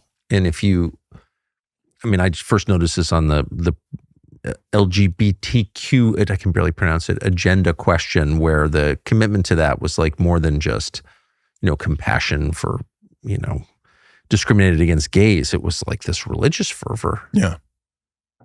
And that was the first sign to me that actually I think we're dealing with a faith here. Yeah. Yeah. And, there's you find elements of these types of ideas in various Talmudic texts. For example, the idea of aliens. I'm not saying that there might not be unexplained phenomena. I think there is. I think there's a demonic component to it. But the idea specifically of, there's one of the tractates that discusses the 18,000 worlds. So it's an older Talmudic idea that there are these other life forms. And I think that this, recent films like Disclosure Day, Spielberg's ethos, that kind of, I think that plays into that idea that no, there's not demonic stuff, because if you watch that movie, the whole thing was like, no, they're actually your friends. They're sort of alien saviors. Disclosure Day makes that case. Yeah, it's kind of like, don't think it's demonic. This is more of a salvific type of thing. So I think that's propaganda. In my view. We welcome our new alien overlords. Mm-hmm. Much like Childhood's End, and if you've read Childhood's End, you know that Arthur C. Clarke, who was butt buddies with Crowley, right? They're actually promoting this idea that Carellen, he looks like a demon, right? But he's our alien savior. And he comes to Earth and gives like medical advances and technological advances. And then he says, oh, by the way, I need your first generation of your children. And then he takes them off and nukes Earth. So it's like, I'm going to save you by taking your kids and destroying the rest of you, because you're all going to kill yourselves. If we just let you be. And I'm just giving that as one example, like famous, propaganda in sci-fi. H.G. Wells was a huge propagandist about the stuff too. He was a high level, he described himself as a Luciferian. He says in his book, God the Invisible King, he says, you might think that in the coming technocracy, Brave New World, you're going to be atheist. No. So we have a different deity. His name's Lucifer. He will be the deity of the future. So he's a Promethean, you could say. But he was also like one of the chief propagandists for the sort of Rothschild, Milner, Fabian circles that were promoting socialism and technocracy back, in the 1800s, late 1800s, early 1900s. What are the consistent lies that this propaganda tells? Like, what connects all of the? One of them, I'll just start by saying one of the main lies that they're committed to convincing you of is that all of this is secular. It's all science based. It's materialism. Yeah. Like nothing. There's no spooky supernatural. Like I noticed that. Yeah. One of the things I've done on my YouTube channel the last 10 years is what I call the Global Elite Book Series. And all we do in the last 10 years is like we pick various Brzezinski, H.G. Wells, Jacques Attali, Carol Quigley. I mean, you just go down the line and we read through the texts and then I do a talk on them. And what we've noticed, we've done dozens of these, is there's a consistent pattern of, I say there's like, 5 or 6 commandments of the elite that you have to be on board with. And there seems to be a recurring pattern of,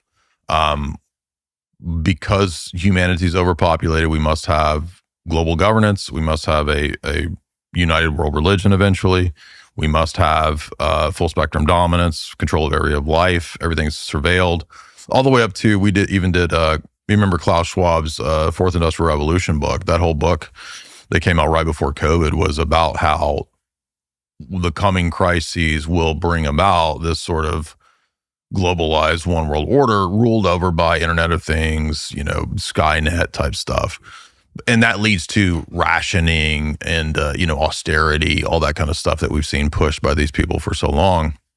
But I think, some of the most telling books are like Jacques Attali's book, Brief History of the Future.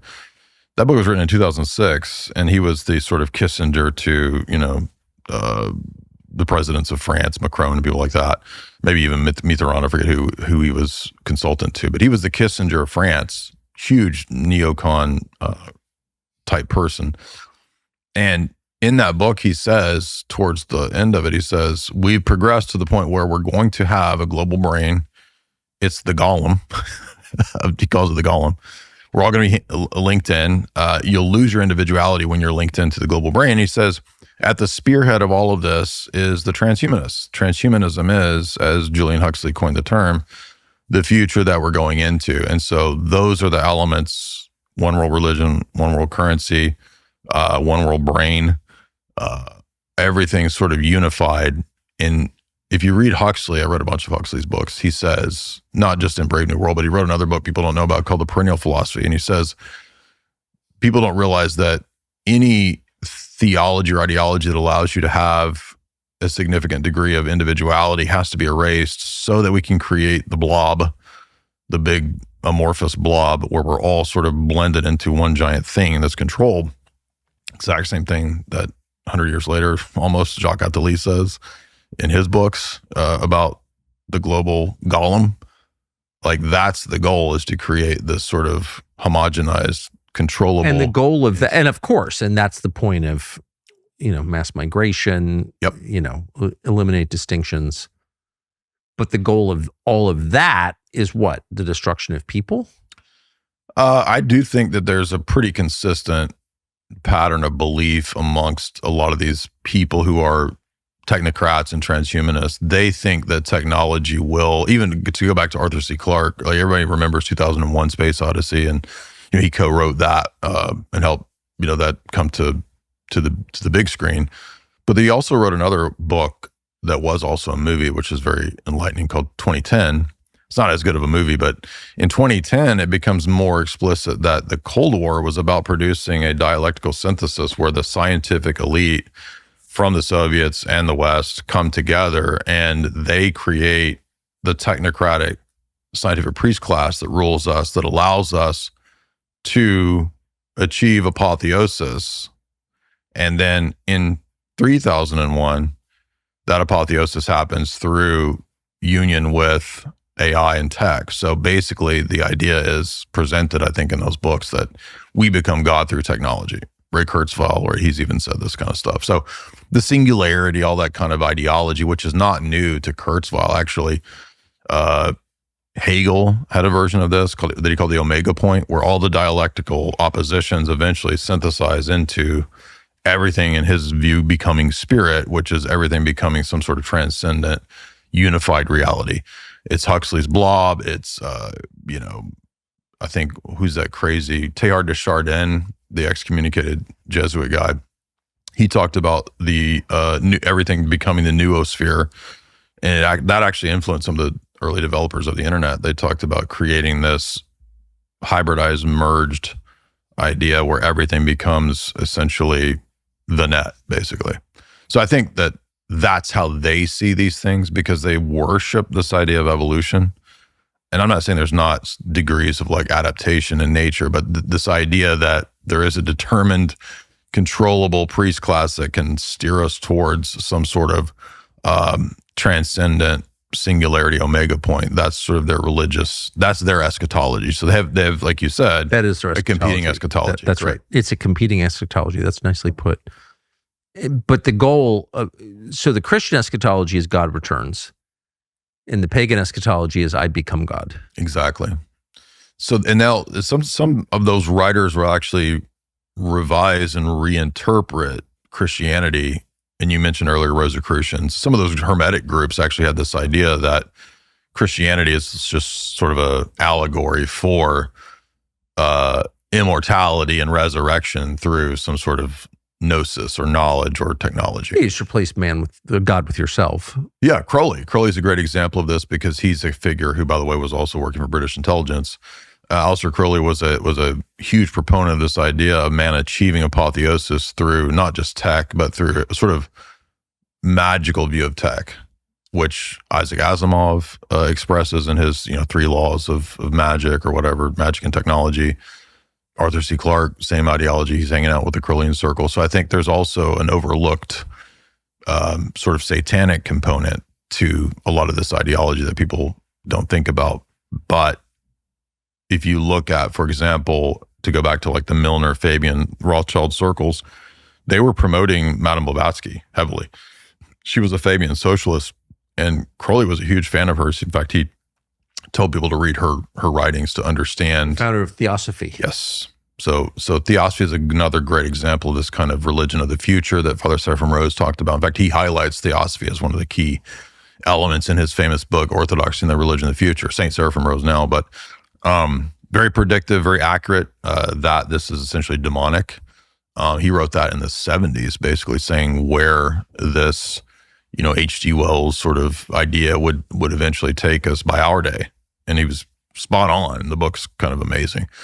If you read it, literally predicting everywhere that we're at. But he says, this Blavatsky satanic type ideology is what, for example, popularized yoga throughout the West. We wouldn't have yoga everywhere, every Instagram chick, doing yoga, if it wasn't for Madame Blavatsky and Crowley. With respect, Madame Blavatsky from the surviving photographs does not look like she practiced yoga. I would not want to see her in yoga pants. No. Sorry, I couldn't resist. I am a nasty person. But why yoga? Well, there's a lot of different reasons. I think that, and my wife she just did a whole bunch of podcasts on her YouTube channel about yoga and tantric Buddhism. There's a lot of reasons why Eastern philosophy, and I'm not saying everything about Eastern philosophy is necessarily bad, but elements of Eastern philosophy is a lot more collectivist in the way that they approach who man is and what he is in the world. So yoga, I think, is a way to, if you take it seriously, I'm not talking about like people that just sort of stretch and do Pilates, but like the actual process of yoga is intended to initiate you, and basically your, the base of your spine, your chakras and all that, that's supposed to like essentially possess you. Now, I'm not saying everybody who does yoga is possessed. I'm saying that that's the purpose of it, is you're invoking entities to begin at your butt stuff and like go up and open up your third eye. So it's essentially an initiation process, is what it's supposed to be. That's what it is in the Hindu and the tantric tradition. But in the tantric tradition, it's actually a lot of really gross stuff, which people don't know that. But what does that mean? Like really gross sex stuff. Like actual tantric Buddhism, when you get into like the depths of what that's about, is, and Crowley absolutely just borrowed this for his whole process of pushing yoga. You have to do all of the worst possible actions to kind of get beyond good and evil. So it's kind of a Nietzschean idea of like, I mean, the worst thing you could think of, you got to eat like feces, you got to do incest, like you do all the worst things to not just balance the good side, but also the evil side. So it's the left hand and the right hand path have to be transcended. Right. And so their idea. This is a common idea, not just in. No, this is Buddhism. like the inner teaching of like tantric Buddhism. Like if you were to. But not just tantric Buddhism. I mean, there are other groups have adopted the same sure. idea. Absolutely. Absolutely. Yeah. You can see why Crowley saw that as applicable. Marquis de Sade or exactly. Kabbalistic echoes there too. But the core idea is you have to go as far out as you can. Yes, inversion, the principle of inversion, and we talk about this a lot of times. And people in our sphere. My buddy Mark Hackard, he's written a bunch of articles about Orthodox theology and philosophy and Soviet history, and he's talked about some of the early, for example, Bolsheviks. One guy named Gleb Bokyai, he was very interested in sort of eyes wide shut inversion stuff as a way to revolutionize society. In terms of the Bolshevik Revolution, there was so commit atrocities, but not just like killing, but like also to promote in society like degeneracy, because that has the print that can revolutionize society. That's true. It is. In fact, one of the key 60s countercultural revolutionaries, Wilhelm Reich, actually had the idea that in order to have a successful cultural revolution, you would have to have total open sexual pan relationships, because that would remove patriarchy.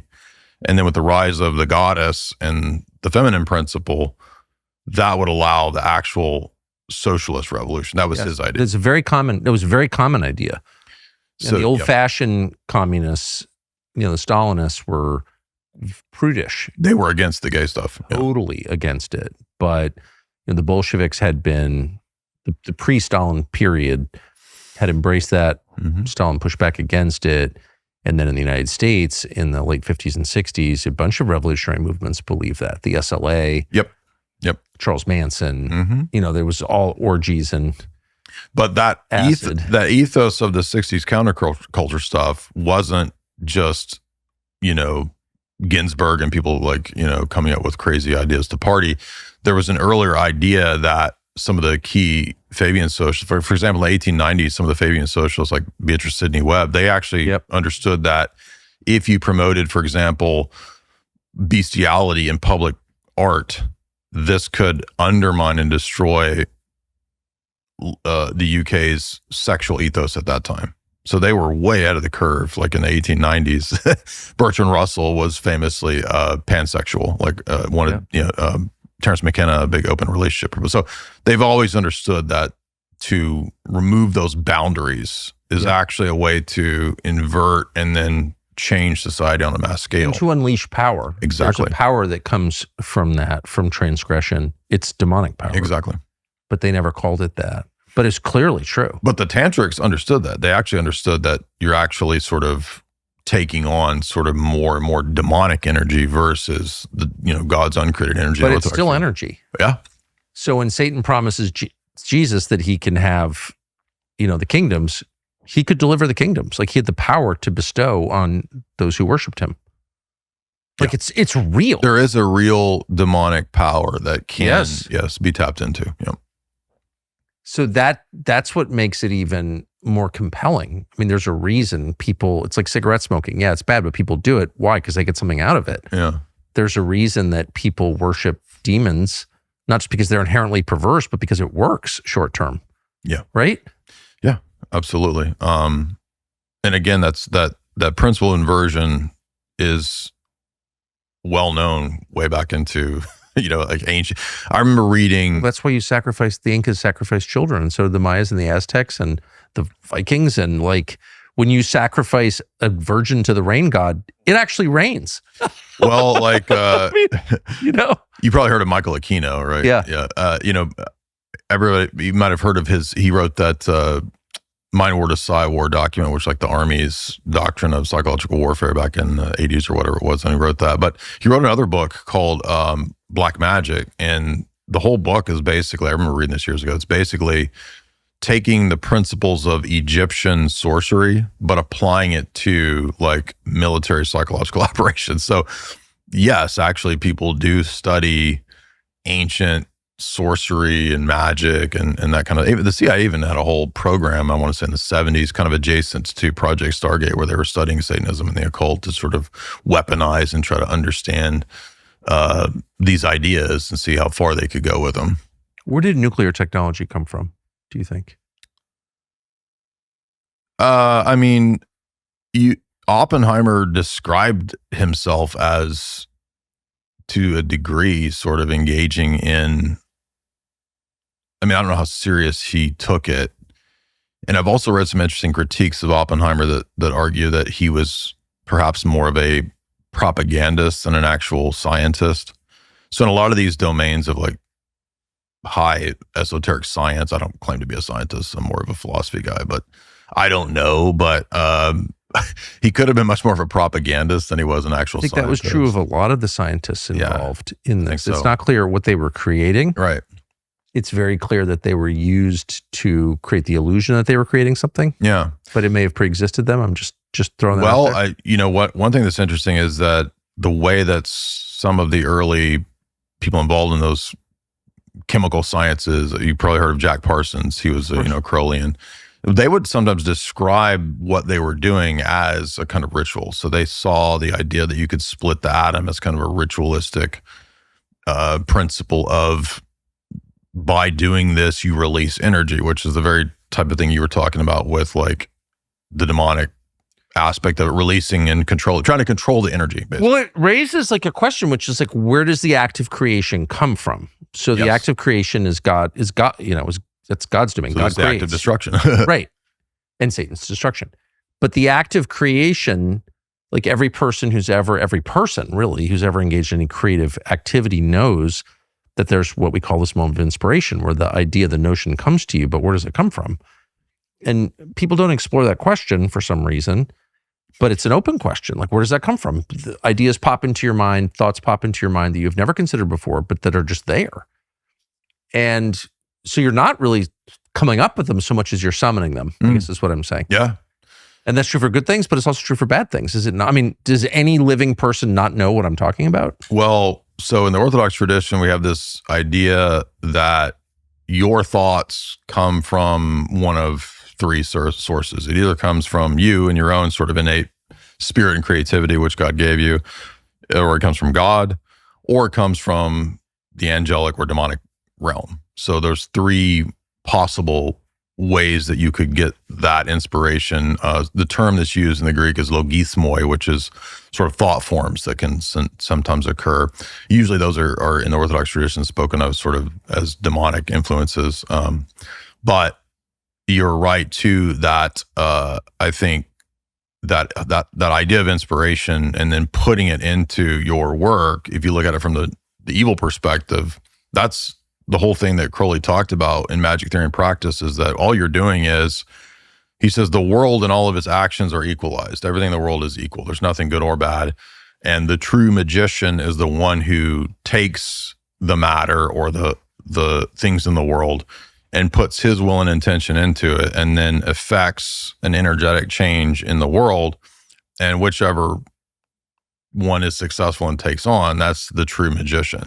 Now, I mean, Crowley is a liar and a deceiver, so I'm not trying to give him too much credit, but that is the attitude, I think, that a lot of people who engage in that type of an idea, they have that principle that they think that they're doing sort of magic workings in the world to affect change, and that makes them the magus. Does that make sense? It does make sense.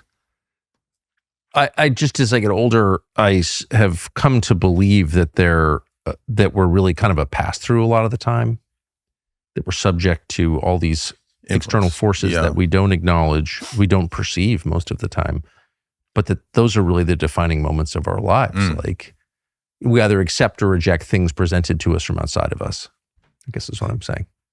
Yeah, Yeah, I mean, really, I didn't find any significant, deep analysis of this type of a analysis of like spiritual psychology, I guess you could say, until, I got deeper into Orthodox tradition, where they go pretty deep into understanding this kind of stuff. Because if you think about it, like, I don't want to degrade the office too much, but like a priest, Orthodox priest, they're masters of human psychology. That's not all they are, but if you hear for decades people's confessions, you're going to you're going to be a very good psychologist if you're good at it, right? So you're going to understand, not just human weaknesses and stuff like that, but you're going to understand these other influences, and hopefully have the discernment to know when the influences might be from the divine or when they might be from something else. One of the things that Father St. Seraphim Rose talked about in his book, Orthodoxy and the Religion of Future, is that he warned about coming mass delusions and what would sort of dupe large amounts of people. And one of the things that he tied into Hinduism and New Age type stuff was also not just yoga, but the Charismatic movement. And he was very insistent that this Charismatic movement will continue to grow because it stresses the direct existential ecstatic experience as if that's necessarily from God, when it could very easily be from the demonic.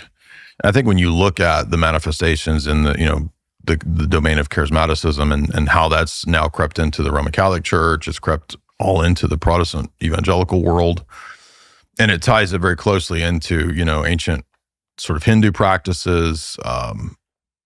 That's the type of Christianity that's growing in Africa, Latin, South America. It's rampant. It's a massively powerful delusion because it replaces traditional Christianity with the idea that it's something akin to voodoo, basically. And if you study voodoo, it's very, very similar to charismaticism in the way that anything that you experience trumps what's in divine revelation or what's in church tradition. Like, it's all about the direct sort of ecstatic experience. And so it doesn't matter what happened or came before. Then that might sound like it's not that big of a deal, but take, for example, Ann Lee, right? The founder of the Quakers. Ann Lee thought that her ecstatic experiences were God telling her that women should be pastors, women should be prophetesses, women should run the church.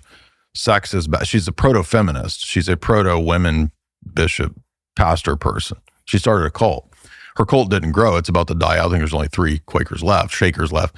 But it's a great example of the type of delusion that Western religionists have fallen into, which is that you're talking about just be clear, you're talking about the Shakers, not the Society of Friends. So she comes out of the right. She's a schism out of the Quaker Society of Friends. But, Shaker, yeah, and they were big in Maine. They didn't reproduce. Yeah, exactly. So that's one of the downsides of not a long-term strategy. But it's an attack on not just patriarchy, but also attack on like good sexuality in terms of producing. Yes. But it's also like massive proto-feminism. So it might sound counterintuitive to say that that's very similar to the 60s counterculture revolution, but it's not, because the whole idea of, gay bishops or gay priests or women bishops, women priests, women pastors, it's all sterility. And so the more sterility that you get, the more your cult dies out. That's the end goal of all that, is sterility. In fact, in one of the minor prophets, I want to say it's like Amos or Hosea, like there's actually a mentioning that the curse that you will get is the sterility that you desire. Does that make sense? Yes. So what I'm saying here is that, like you were talking about with destruction, these actions, these inversions, they are a releasing of destructive power. And the way to do that is to always invert the existing natural order. And that has a powerful effect in terms of not just creating destruction, but also creating a scenario that's then more easily manageable and controllable from cunning oligarchical types of elites. Yes. And it also infuses them with dark spiritual power. Yes. There's just no question about it. It's not just the desire to get rich or the desire to control their people. It's that they are filled. Yes. I mean, when Justin Trudeau systematically destroys his nation, which he did. Yes. He gets something out of that. And it's not just like the consulting contract that comes after. It's more than that. This is what annoys me about Con Inc. and sort of the fake conservative side of those who they're unable to diagnose what's really going on because, number one, they don't have like the right spiritual component, but they're also averse to all ideas of subversion and conspiracy. Oh, that's all crazy.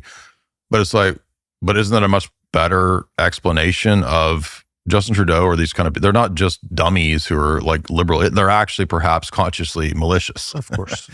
or they're tools of a higher, consciously malicious powers. Exactly. Right. But it's not a joke. It's not that they're just like stupid. They're all this dumb, like lame, effeminate, closeted gay guy runs Canada, the second largest country in the world with the most natural resources of any place on planet Earth.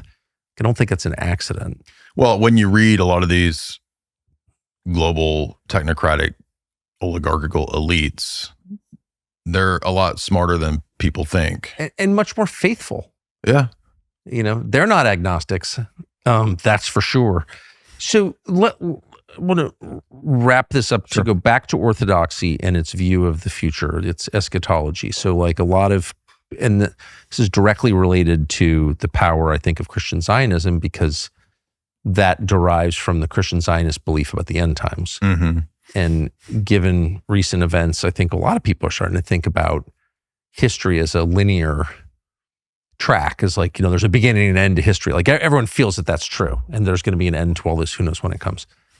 But there are a lot of people who are very focused on that. I don't know what I think of it.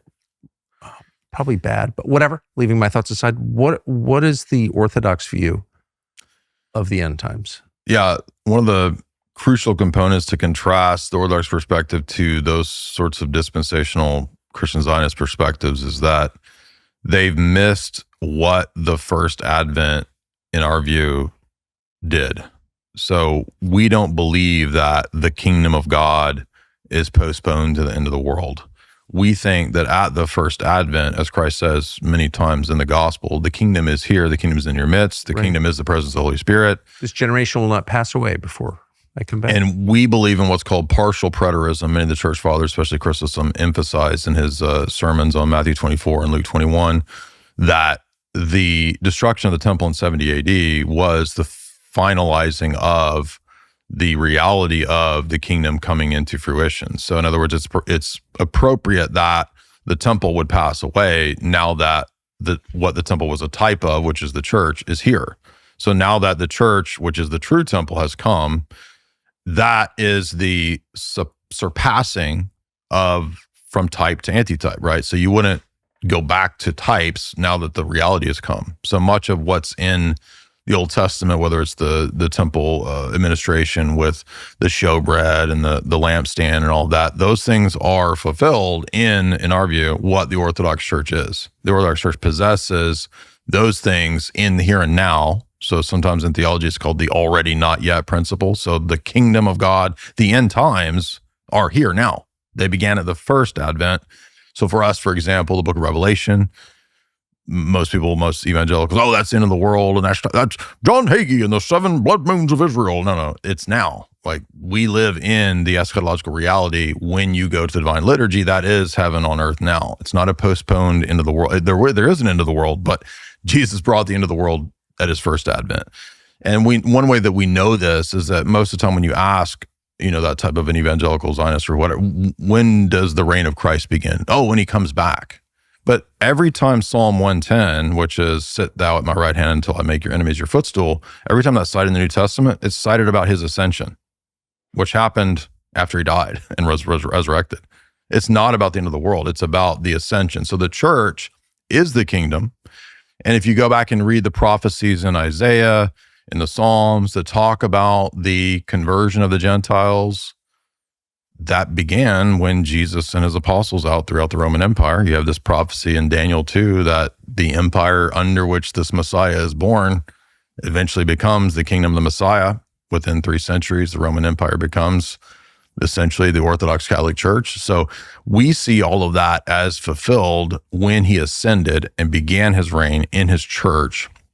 Thus, there is an end of the world, but we don't sit around speculating about news headlines about when that's coming, because we're already in the end of the world now when we go to the divine liturgy. That is the eschaton in the here and now. Does that make sense? It does make sense.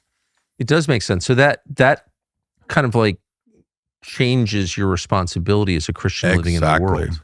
Exactly. And it also doesn't make us worship some atheist nation state in the Middle East that was created by the Rothschilds and the UN in 1948. Oh, that's not in your liturgy?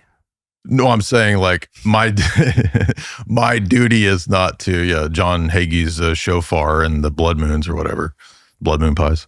What are blood moons? You know who John Hagee is? Yeah. Well, he always tries to play on whatever. I can never be mad at John Hagee because he just seems so lost, sad. But he's a deceiver. Yeah, but I mean, he was doing this big thing a couple of years ago about the blood moons of Israel. The end times are signified by the blood moons. So I just made the joke of blood moon pies because I don't know, if you know what a moon pie is, it's like, because he's a portly fellow, but yeah, he is. Yeah, no, he's at the moon pies. So does that, but it means then the Orthodox are not waiting for the next life. They're like engaged in this one. Well, it's a both and, right? So it's not that we focus all of our time and energy on the here and the now or, politics or the social order. We have sort of, I guess, tiered responsibilities. I mean, obviously, for us, kingdom of God would come first. The church is what comes first, but that doesn't negate, the goodness of this life. So we believe in many goods, not just good or evil, right? Like you might have in the history of the, say, Middle Ages, the Latin Church, this idea that, well, to be celibate and single is good, but if you're married, that's somehow bad or lesser, right?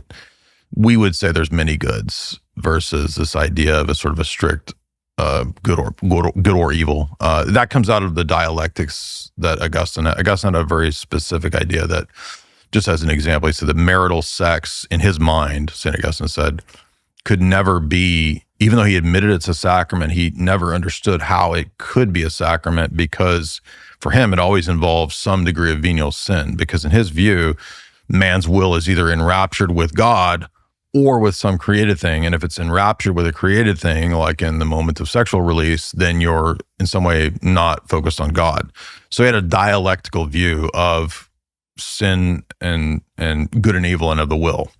The Orthodox view doesn't have that view. In fact, we think that there's the possibility of many different goods. So married life is good and has graces, and there might be certain advantages to living a single celibate life, but it's not inherently somehow holier than if you're married.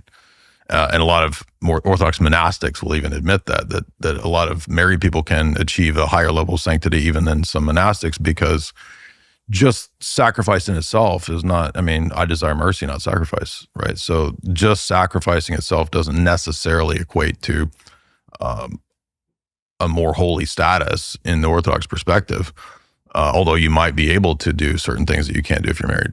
But that's a very different attitude from sort of like medieval Roman Catholic attitudes of like sex and marriage. What a conversation. Thank you very much. Yeah, thank you very much.